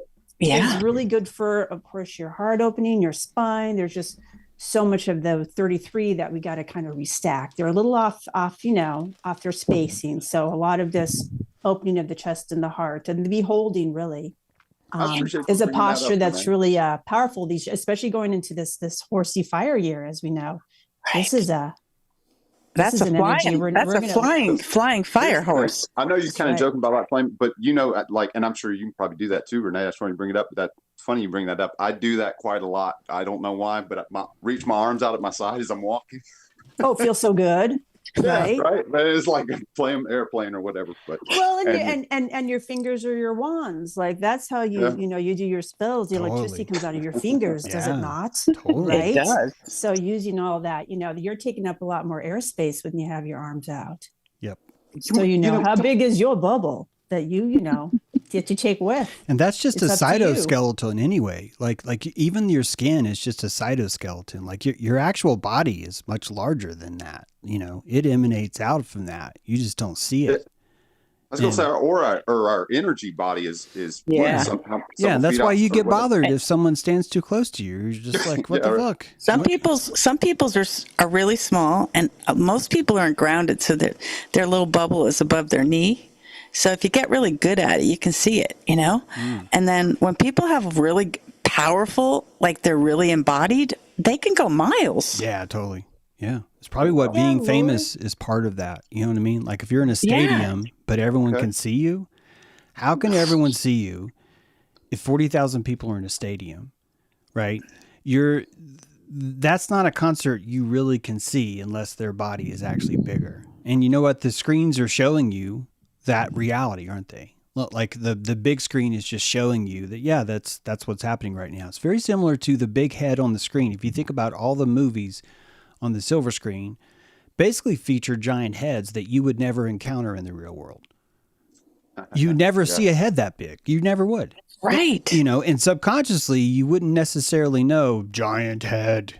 Like that's But fucking it registers intimidating. that. Our Yeah. subconscious registers it that way, right? Yeah. And I think when you're listening to someone speak, Brad, I think that the power of their voice amplifies the size of their head because you have to look at the neural map, the atlas, the brain atlas of how you view celebrity is basically you've built a neuron star, a constellation inside your brain. And every time that celebrity comes up, that constellation goes off.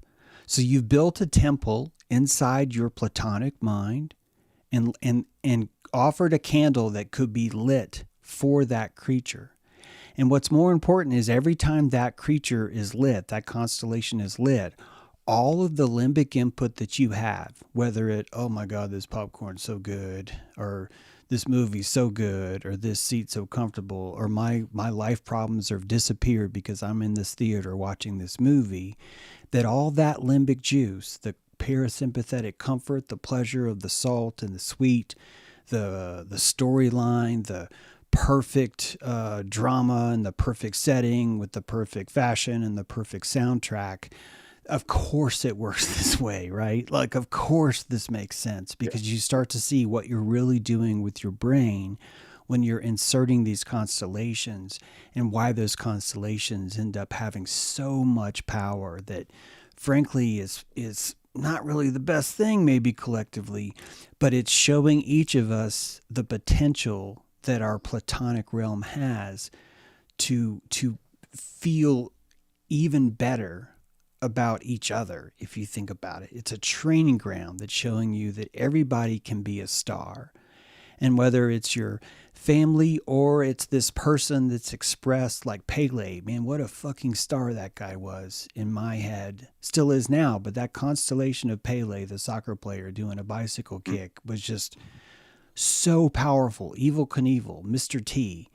These things were training my brain about how to have more epiphysis when it came to these constellations, and therefore anything else I could relate to a constellation, like, well, here's another human, I would be regulating and raising the vibration of those constellations too, because I would see that there's a capacitance, that this actually goes to 11, right? That there's an 11 here that I can go to that I didn't know was there before until I heard Led Zeppelin play the Rain Song, for example. You know, when you hear that, you're like, oh, fuck, there's more, don't we?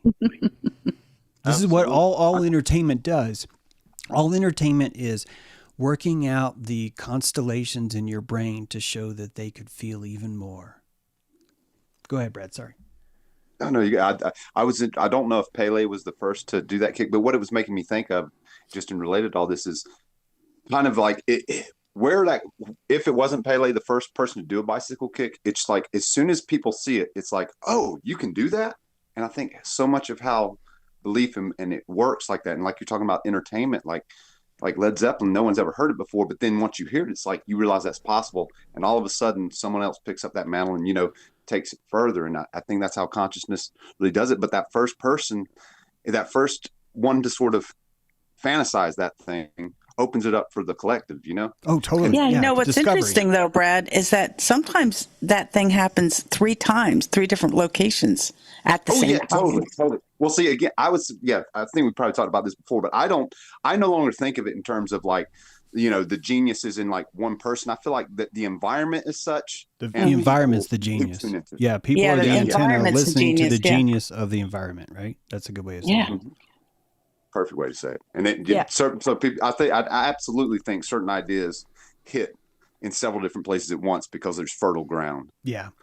Well, I think about Star Wars. I think did it come out in 77? I think it was 76 or 77. I think so, yeah. But, just being a little 7-year-old in that theater and my jaw just dropping, just like, what is happening? Like even Princess Leia, Luke Skywalker, like going across that, they had to swing across. And I was just like, my little brain was like, I am so dilated right now. Totally. I cannot believe this is happening. Right? Yeah. Right. So I had to have all this kind of like, the kids who saw that in the theater, James would have been like 5 and we're just like, what the heck, Yeah. And even now, like, it's still like, Yoda came from that. Come on.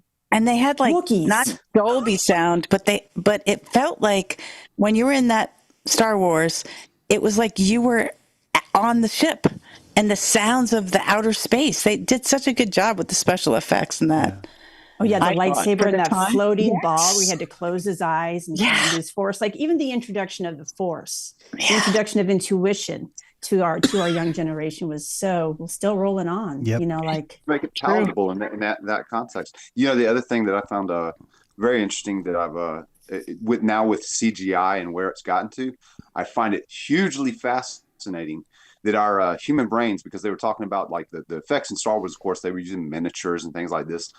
But they were saying that our brains, like when we watch films, like Lord of the Rings used miniatures and all this, we're in a phase now of almost pure CGI. And that for some reason, our brain appreciates on a deep level those miniatures because it can't fully immerse in that full CGI environment. Yeah, it's a great point.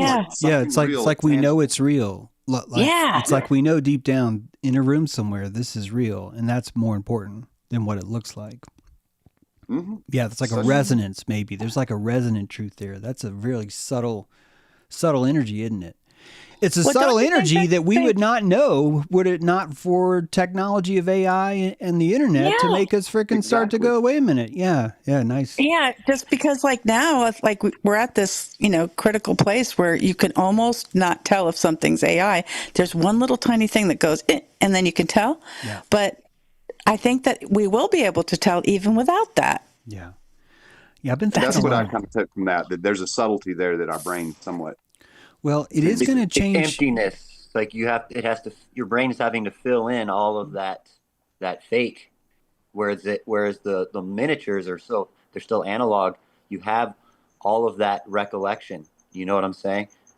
That coding's already, we've already rendered that coding, and it's taking you to a nostalgic place where a lot of the Hollywood, it allows like the non-creative people to touch that werewolf state, you know? Yeah.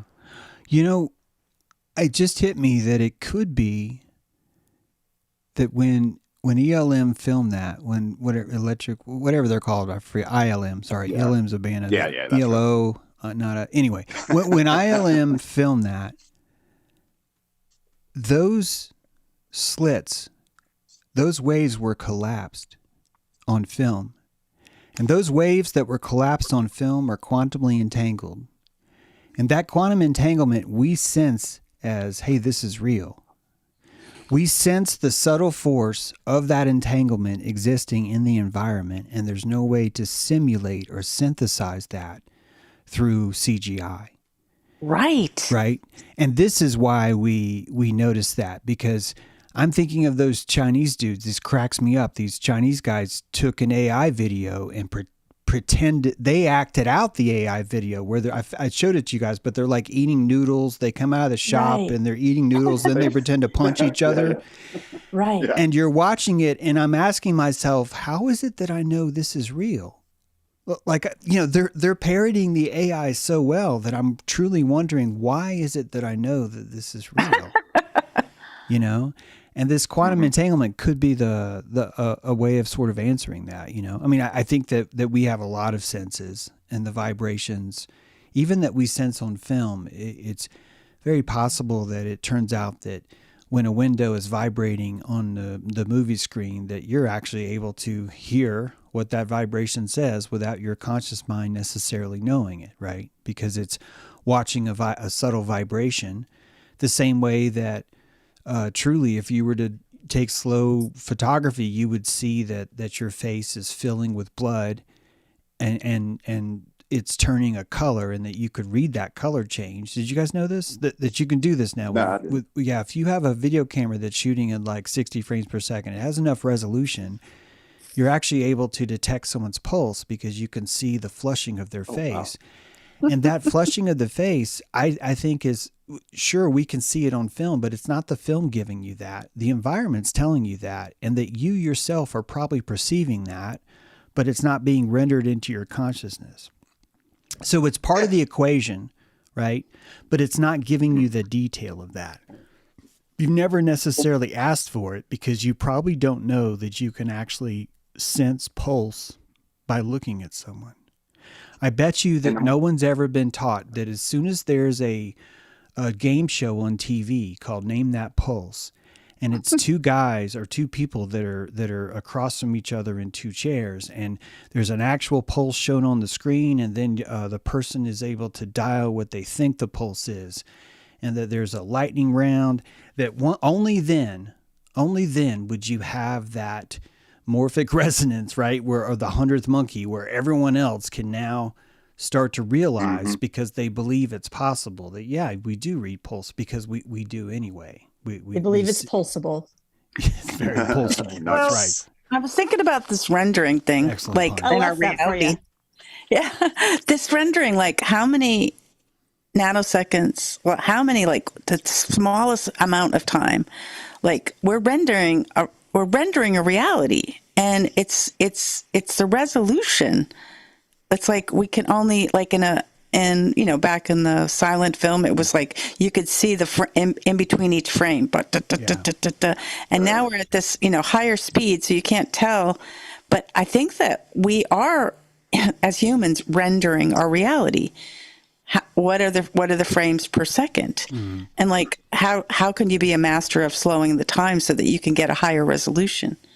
Well, I kind of like the thing that, like, in terms of the fact that the way our subconscious mind takes in way more information than our conscious mind can process, and the fact that we're talking about sort of maybe abilities that we may have that, and when going back to when you were talking about left and right hand, and you were talking about like, well, if I can write with my right hand, I don't need to write with my left hand. It's good enough, right? And that as what we're processing and rendering, most of the time it's, well, this is good enough, right? This is enough to handle whatever task is in front of me, and that those abilities that are there. And the reason I'm thinking about this is because, like, when you're talking about the car analogy and the in the stroke hemispheres of the brain, and obviously we know now that when you damage an area of the brain, that you can absolutely regenerate those abilities in another area of the brain. Again, kind of informing the fact that it's almost like a sense of, because you were talking about apathy today earlier, James, too, and I'm thinking like maybe sometimes it's the what's a good analogy for the injury, the traumatic event or whatever like that, that sometimes it is what pushes or inspires us to kind of like start remembering and regenerating and using those abilities maybe, or reaching for those abilities that are there. And so that our ability to render over time naturally gets better, just because like, I guess what I'm saying is I can see where we get to a place of stagnancy where it's like, well, rendering at 60 frames a minute, well, that's good enough, right? But that consciousness hits a point for whatever reason that something is introduced into the experience where it's like, okay, well, now I see now I need to render at a higher rate. But that innate ability, of course, is what I'm saying, is always there. It's just more about like you're talking about, Lori, with that, is like, at what point do we reach into that function? Do we render higher? Do you know what I mean? I don't. Yeah, I think I think it's more about how, like, it's a digestion. Mm-hmm. I think we digest the environment, and you have more power to digest than we think we do. I think most of us probably have this false sense of, yeah, if I put this in my body, no matter where my state is, no matter what I feel like, I'm going to extract this amount of calories from it. And that just doesn't happen. The process of that digestion, even the way that your stomach has this intelligence where it knows how, it has an intelligent approach to the gut lumen and its ability to compress and decompress and grind and pulverize, permeate, and the permeability extract, of each cell membrane is according to the flood of, are you safe or not safe hormones? Yeah. Like, it would pass through fast if you can't, or clog up. Yeah. And this is where I think a lot of, we misunderstand a lot of, like, well, not a lot, but like diarrhea, for example, right, has a much more psychosomatic sort of effect, whatever the word would be here, but a physiological effect, excuse me. That all these things are an intelligence that this will be the only time they ever would have to even communicate with you. And that any sort of neuron net is going to use the ability to signal to its environment to see if anything's there, which means that even your burps, all the sounds that your enteric system is making, whichever end, that is a kind of communication. That is an organism. If you really wanted to understand yourself, remember how, let's see, you didn't hear the streams. I don't know if you guys heard the stream, but a really important concept is that the world is killed first. Omoteotl, for example, is killed, and then the animals come out of it, or the gods come out of it, meaning that the land is no longer seen as a conscious entity. That's what it means to kill it. And that as soon as you kill the land, the Omoteotl, then all the other creatures come to life because they're no longer seen as a singular organism. When you do this same approach to your enteric system, not by killing it, but like reverse engineering how you got here, and you start to look at the reef of man, this concept of thinking about yourself as more of this collective reef where systems can gather and wrap themselves around, then you're de-animizing your body, you're de-animizing your psyche, and really understanding your body as an organism, as an environment. And this is I can't even fathom what kind of digestion this would cause us to have if we truly truly did this on a professional level, like Right? on a truly, The consciousness of managing a rendering of your three energy centers, like, your electromagnetics, like if you could, we're all made from, we're got electric systems, and magnetic systems. It's like, so that electric system of the gut, if you had more control on your ion channels, your feedback systems to master yeah. the food that what your intake was, Exactly. you would just be able to eat light. There are people that just eat light Yeah. and water. Yeah. Your ion channels are even more complex than just opening and closing. You actually can assign a smart contract to your ion channel, a logic gate that says Blockchain. if A is greater than B, then I take. If B is not this, then close. And that kind of intelligence requires a super complex consciousness that has enough calories in it to phonologically create loops for all of these things. And I think that's what cellular intelligence is already doing. We're just not consciously aware of it.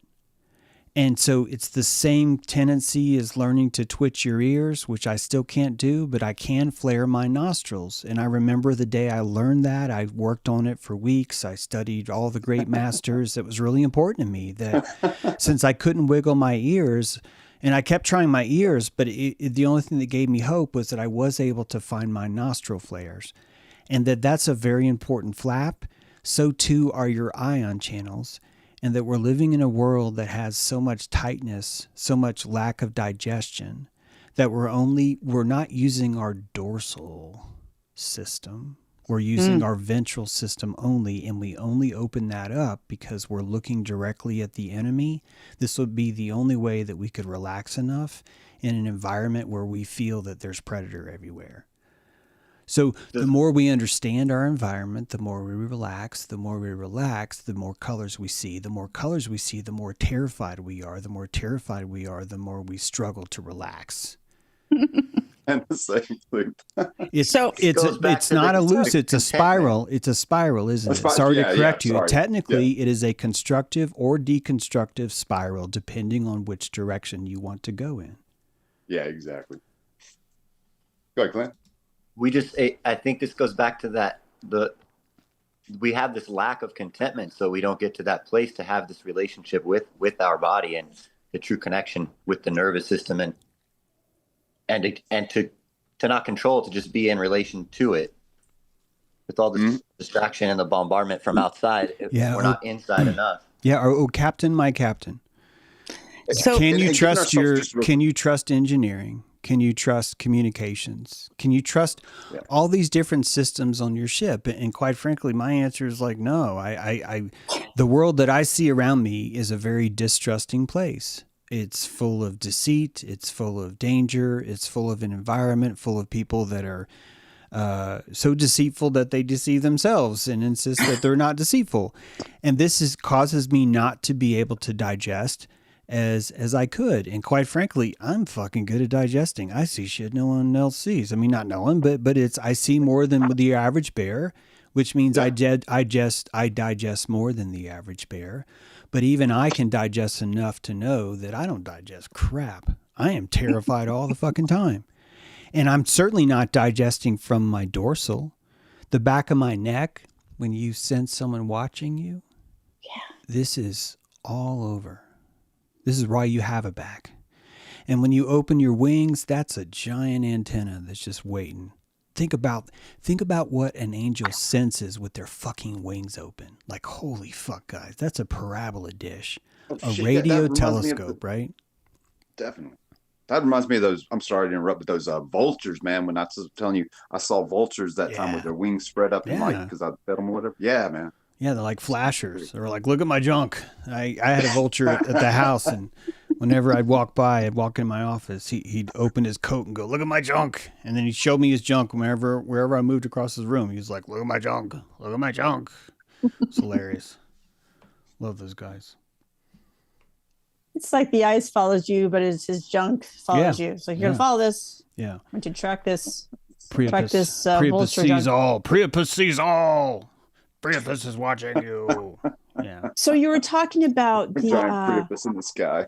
you were talking about the Roman. I'm having to. I can't recall specifically, but there were 6 birds that were spotted, and then the next brother saw 12. Yeah, that's right. Yeah, Yeah. vultures. So both of them the saw vultures. vultures. So yeah, what did that was one of those chosen as the right choice, or was it Ultimately left behind? Which one was left behind and which one was chosen? Yeah, ultimately Rome chose Quaglio, the 12. It's Oh, they chose Romulus. 12. Yeah, they chose abundance, and if you think about it, they rather would have that louder signal than have the first signal. So Mm. yeah, they chose that. But just think, that 12 number is a really interesting one, like the 12 zodiac signs, the 12 apostles, Yeah. the 12 Tell me about cranial it. nerves. 12 cranial nerves. It's like, yeah. and then 12, 1 plus 2 is 3. And 3 is like that unity, like Father, Son, and Spirit, Mm-hmm. Mother, Father, Spirit. Yeah, it's also just the triune interesting. brain, the 3 separate neurological centers of the brain, 3 different psyches, and you've got your retinas. That's a completely different. You could think about your retinas. Literally, your retinas are living creatures. And then Isn't that thinking weird? about that. Like to think about why that. vultures? My retina's a living creature. Your retinas are actually their Hello, own retina. consciousness. They're their own. They have their own consciousness. You could look at them as they're their own creatures, and you My retina. you has a brought creature. them into your reef to produce dopamine. They're slaves into your system because they are addicted to that, and they collect that and they render that through being exposed to the hood ornament of pure raw experience and having to look at the colors of the hallucination of what you take them into every day when you live your life. And that these are like flowers collecting the energy of the sun. This is why you can eat light, because you literally do. Your eyes are eating light because the dopamine is the only thing that feeds your thalamus that tells you it's okay to get up. That came from light, Lori. That came from light that came from your retina. Guess what? When your eyes were fucking closed. I swear that's how it works. Your retina wall is receiving the signals of a hallucination of what it's going to be like if you get up and eat an orange. And your thalamus looks at that dopamine and says, you know what? I really like this idea. I really like this idea. I'm going to give you a little bit of a budget to see if you can talk all 3 trillion of your cells to cooperate so you can get up and go into the kitchen and grab an orange. And all that came from light. You ate light. And it caused your body to move and go to a certain place and fulfill the destiny that Apollo already said, this is true. It's all causality, isn't it? It's all built on the fact that you believe that something is going to happen if you pleomorphically change yourself into a creature that grows kneecaps, that has elbows, that has phalanges, not fins, but fingers, and that these things are going to be required. And I'm going to get it all by staying down here in the bottom of the water where I'm safe and eating nothing but light before I even think about rising up to the top. Like that's a whole other, that's a pre-consciousness. How does the retina and neuromelanin go together? So the retinas themselves are lined with melanocytes. And these melanocytes will release melanin into your eye. And typical original thinking is the sun hits those receptors. The receptors are actually not facing out in your retina. They're actually poking into the skin. And your skin absorbs the light. So you never actually directly see the light that comes into your eyes.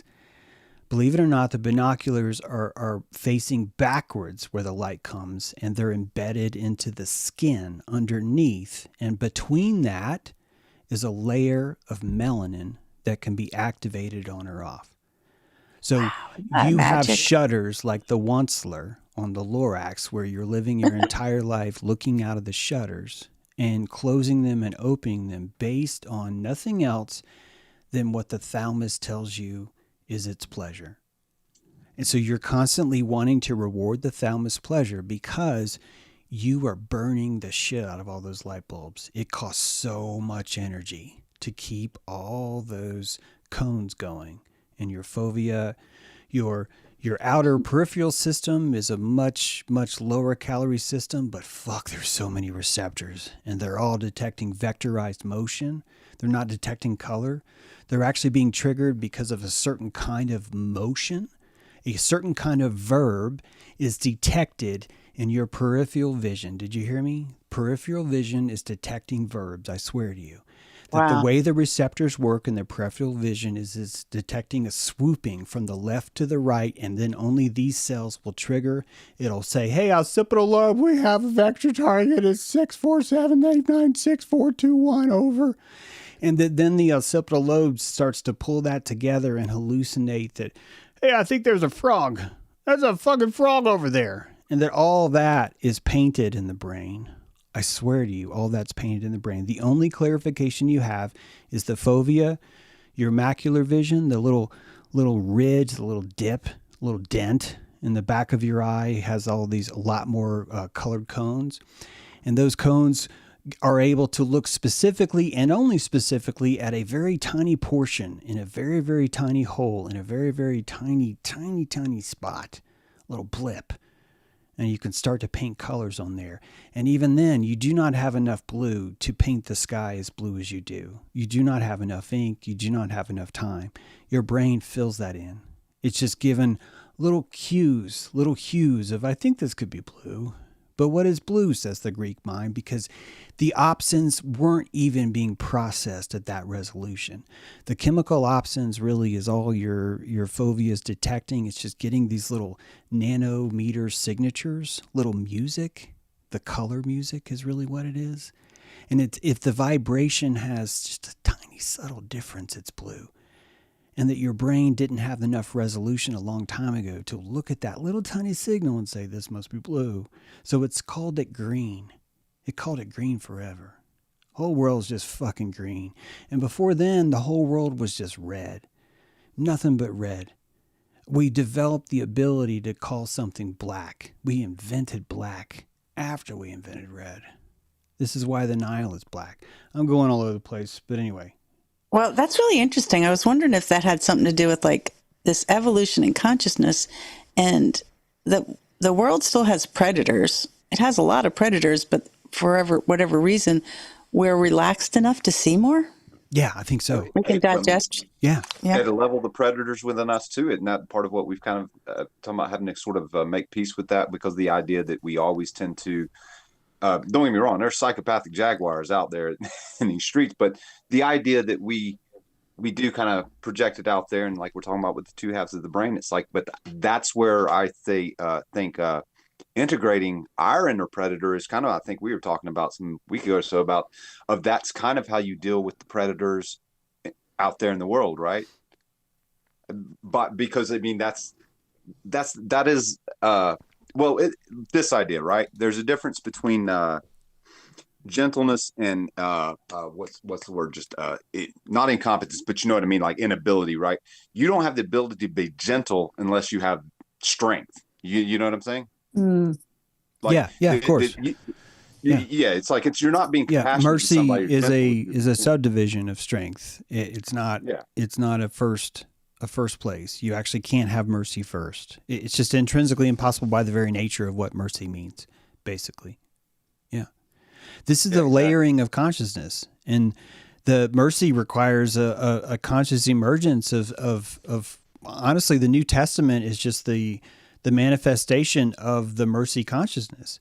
And that mercy consciousness came from emotional loudness that was so painful that people were pulling skin off their own thighs with tiny knives and calling it religious ceremonies, because the emotional timber inside their brain was so loud, and they could not return to Bacchus. Brad, there was not enough beer. There was not enough ways of finding an escape from this. This is why they call it salvation. There's salvation because the salivation, the salivating that's happening, this is so high torque. The experiences that they're having of having guilt and shame, those kinds of electricities is so loud to the young mind, you might as well give me smallpox, says the Native Americans. You're bringing a psyche over that is a 5G melting of the fucking brain. Are you nuts? I don't have the equipment for this yet. And my equipment has a higher fidelity because my range is louder. I bet you that I have more octaves, says Native American. I bet you that I have a higher octave range when it comes to pain threshold, and that you have a higher octave range when it comes to shame or empathy. You're going to suffer from having a weak society that can't chop the head off a pumpkin. This is from my live stream today. Or you're going to have the kind of society that can never attach to the symbolic nature of a teddy bear and find a true like connection to that in a empathic, soft way. So both sides are missing part of the octave. The orca is hearing things on 12 octaves. You're hearing it on 3 or 5, but the orca is going to consider the delicate mercy to be, let's torture baby seal. It's going to look completely different in this environment because you're looking at a different digestive state, a different understanding of consciousness, and more importantly, I think a deeper, more profound notion of what energy truly is, of what it actually means to predate. See, I don't think we have enough compassion to truly understand what predation means. How it's kind of its own heyoka. It's like the perfect heyoka of nature. It's brutal. Well, but this is the perfect nature clown. It would look like this. It would have this exact kind of face. And when you look back at all the progress that it's forged, that predator heyoka clown, it's astounding how well nature has done to raise us so quickly into this kind of space. With your mercy, that is like you can't get the pardon until you commit the crime, right? Yeah. You wouldn't be able to withhold your judgment on someone unless you had the power of pure judgment. Hypothetical judgment isn't judgment. I mean, we could say it is, but I'm just saying that it's so easy to say things versus, actually putting it to will, putting it to force. This is why I think we define kings. It was, well, guys, one of us is going to go over there and have to eat that guy's face. And you're looking at me and I'm like, I'm not going to eat that guy's face. And then Clinton's like, I don't want to eat that guy's face. All of us are discussing. We don't really want to do that. And who do you think's left? It's snakes in here. Yeah, I'm trying to eat. It's light. Tadaho, right? Yeah. Yeah. You know how much light is coming off Snakes and Hare's face? Yeah. Come on, Clint. I'm going to eat that Lamu sandwich. It was like I'm eating light, but it's just like I'm lightly eating. I'm not eating meat. Now I'm just like when you said eating light, I'm like, okay, now it's just so funny. Let it shine. Malamu. Yeah. Hey, James. Interesting. We're talking. Go ahead. This is Nancy. Hi, everybody. I have a question. Nancy. So good to hear and just to be here with everybody. So I'm going to go back to how our retinas are alive. Mm-hmm. So I've always sensed that, like every system and literally every cell, every however many trillions we have, I mean, they're all alive, correct? I mean, they all have intelligence. Of course. Yeah, I used the wrong word, but yeah. Oh, no, that's okay. I just was, yeah, but I wanted to share. Someone very lovely challenged me to be more honest with my experiences. So I'm going to just share something, hopefully really quick. Go for it. For the last month, I've been intentionally sitting with myself, and I usually start with that prayer that you've mentioned a lot, Lori, the Ho'oponopono. Mm-hmm. Anyway, so I started focusing in on my cells, and I mean, I'm experiencing, and I'm sorry, I just get nervous sharing this stuff. But I'm gonna put that aside. So, and I'll get to this place of like this gratefulness. It's almost like, so I'll start to say, thank you. I love you, my cells. And I'm really like, just hugging them. And I feel like, cause I had an experience years ago learning about my kidneys when I was in ultrasound school. And I had this like revelation of, wow, and I am not kidding you. And I shared it in the dojo years ago.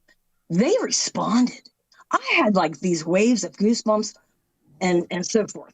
Well, that's happening with me just, tuning into my cells. And what's happening is I'll get to this grateful place, and I'm starting to be grateful for all the grief I've had and all the abandonment. And I knew I was going to cry, and that's okay. But I feel like my cells, or all of my whole body is responding. I feel like I have more goosebumps. I don't know if like maybe more of my hairs because I'm so much more relaxed.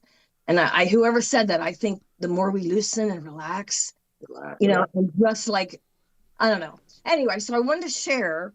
Oh, and this new thing started. The top of my head is going crazy with tingling and little buzzing, and it like tickles. But it's you know, I just wanted to share that that's symbiosis, right? Because it's beautiful, and it's you always cry because it's like so. It's so, I feel like I'm really connecting to me, which is like a beautiful, beautiful thing, right? Well, Anyway, Grail overfloweth. Yeah. And to get that beautiful, like, you know, tingle on your scalp. I mean, it's just, you're just lighting up, you're turning on, all systems go, you know, and as you tune into your spine and all your different levels, your lumbar, your sacrum, all the, you know, and you get that center going, you really get that cerebral spinal flow from the roots, from our coccyx, right, pulled up that whole spire. So it all turns on, you know, as soon as you can sit with, you know, all the things you've been through, Nancy. It's been a lot. It's really been a gift to go through this and see you, you know, heal so gracefully. There's like powerfully. There's like I'm just being myself, which is, you were saying something during the live, James. And I was really, I was identifying with the apathy thing, you know, and what I was getting, I was doing, you know, my morning or where I go inside, and I was getting, I just like, another synchronicity. I just love it. Where,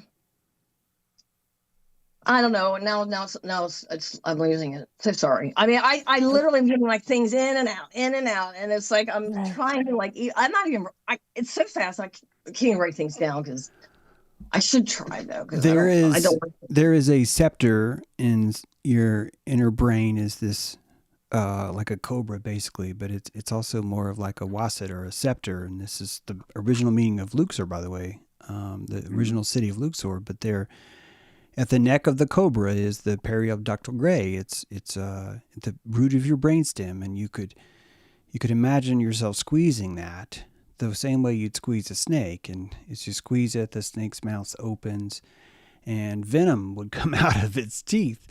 And your tears are that venom.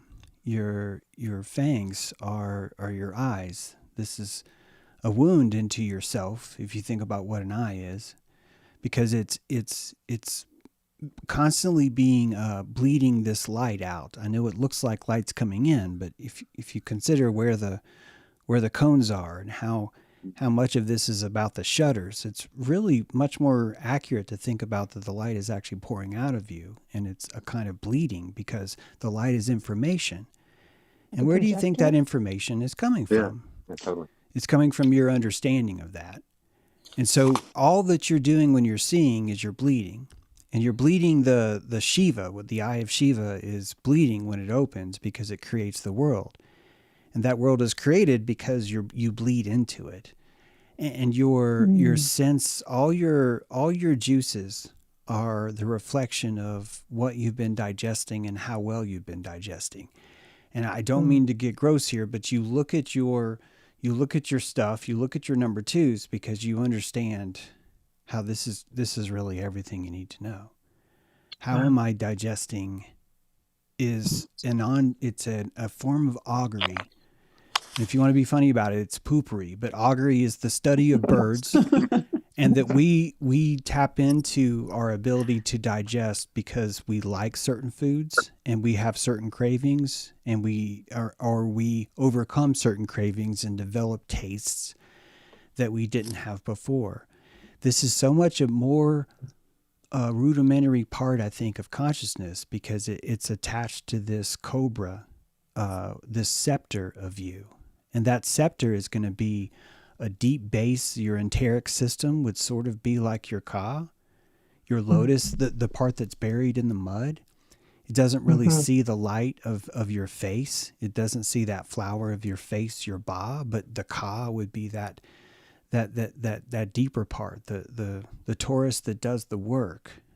And you listen to that Taurus as much as you're repelled by it. You understand it's giving you that. So all of our digestion really is, I think, more related to our conscious antenna than we think. And the tears that you cry are just your pag experiencing a digestion that, quite frankly, it's never been able to experience before. Yeah, And it cries because that's what's happening. You are bleeding. Your wound is opening even more. That's why the tears are there. Okay. Your wound is opening more. And that's what tears feel like. It's the opening up of that scepter, of that viscous Pisces, of that snake. And that that snake is a royal scepter where kings are born. That place at Luxor is the Valley of the Gates of Kings, right? Those are all scepters. The umbilical is proof. The umbilical is the wrapper that your wasit, that your scepter came in, you know? And it's all the proofs there.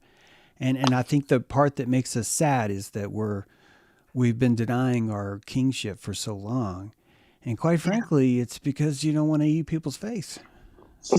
I'm sorry, but it's true. If you would just eat the face, you could do this, and you don't want to do it the same way I'm not, because we're clinging to the edge of the cliff, because that's what makes this place God, is that we are fractals clinging to the edge of kingship going, no way, man, I'm not going to eat the face. You can't make me eat the face.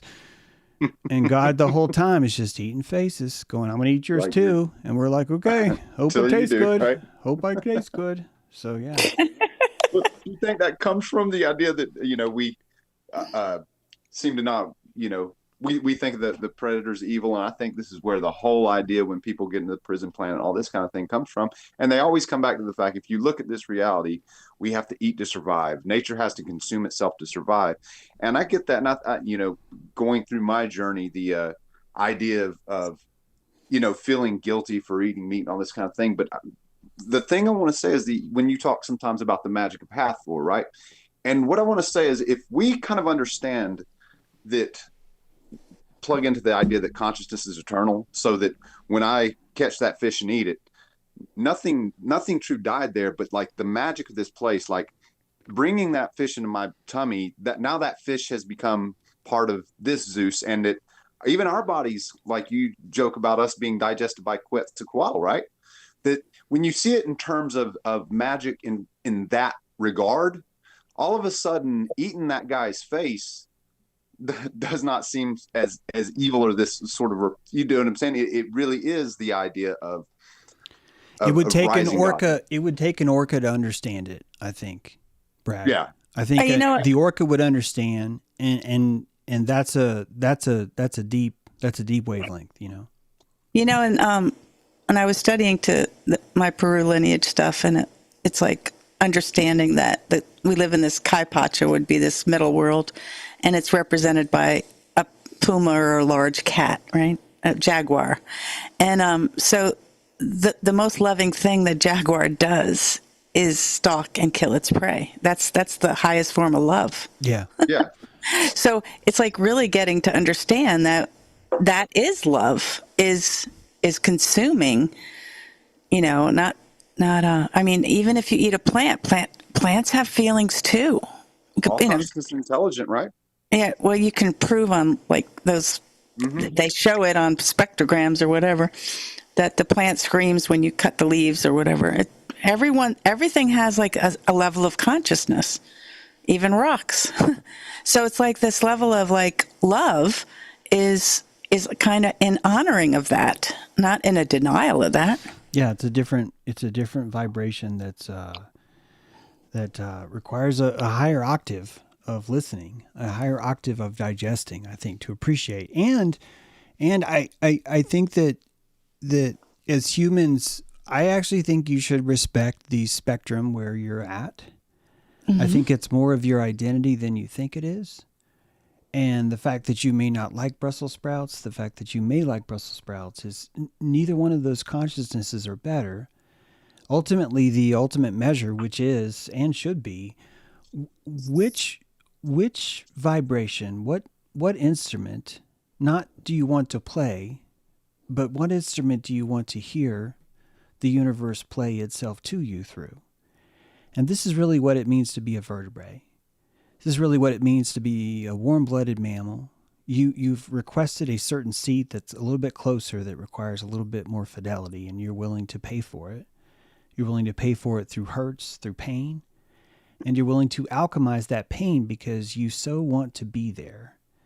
And that's a different measure of what consciousness is, of what the self is. I don't actually mean consciousness in the sense of what you're conscious of. I'm talking about consciousness seems to be, above anything else, just a free energy device of enthusiasm. When you look at the chemical matrix of what happens when Levin's talking about what's going on, there's this always constant desire to keep going, to just move or wiggle or just whatever. And that force is driven by a kind of trauma that's in the system that encourages you to find comfort, and that seeking of comfort is a sort of way of you becoming a king. And there's a certain kind of comfort you're not going to feel you're worthy of or entitled to, and that's your identity. That's what it is. And you lose yourself the more you go orca, the same way you would lose yourself the more you go werewolf. Your center is really more about, I think, your history than we think. We tend to be chained more to our limbic history than we are anything else, because all of our fractal of like what we find pleasurable is based on signals of watching Star Wars when we're 7, or rolling down a hill on a hill of grass. These things are the things that really shape us more than anything else. Those first constellations are a kind of virginity in this brain, and that kind of virginity is, I think, much more subtle when it comes to forming your microphone of self and where you are. So like you would take me and put me in the past, and I think I would probably get really sick. I think I'd develop some sort of really bad disease because I was ending myself, because my entire digestive appetite was gone now. And it being gone, I've ceased to exist. I would have to animize into some other state or perish as a result, even if that animized state is maggots. Because that's really all that's happening. When you die, you're just animizing into a different frequency of consciousness, right? And you watch it turn. You watch different systems of your wreath shut down at different times. You're watching this process and understanding who the fuck you truly are, which is this reef of separate entities, separate ideas.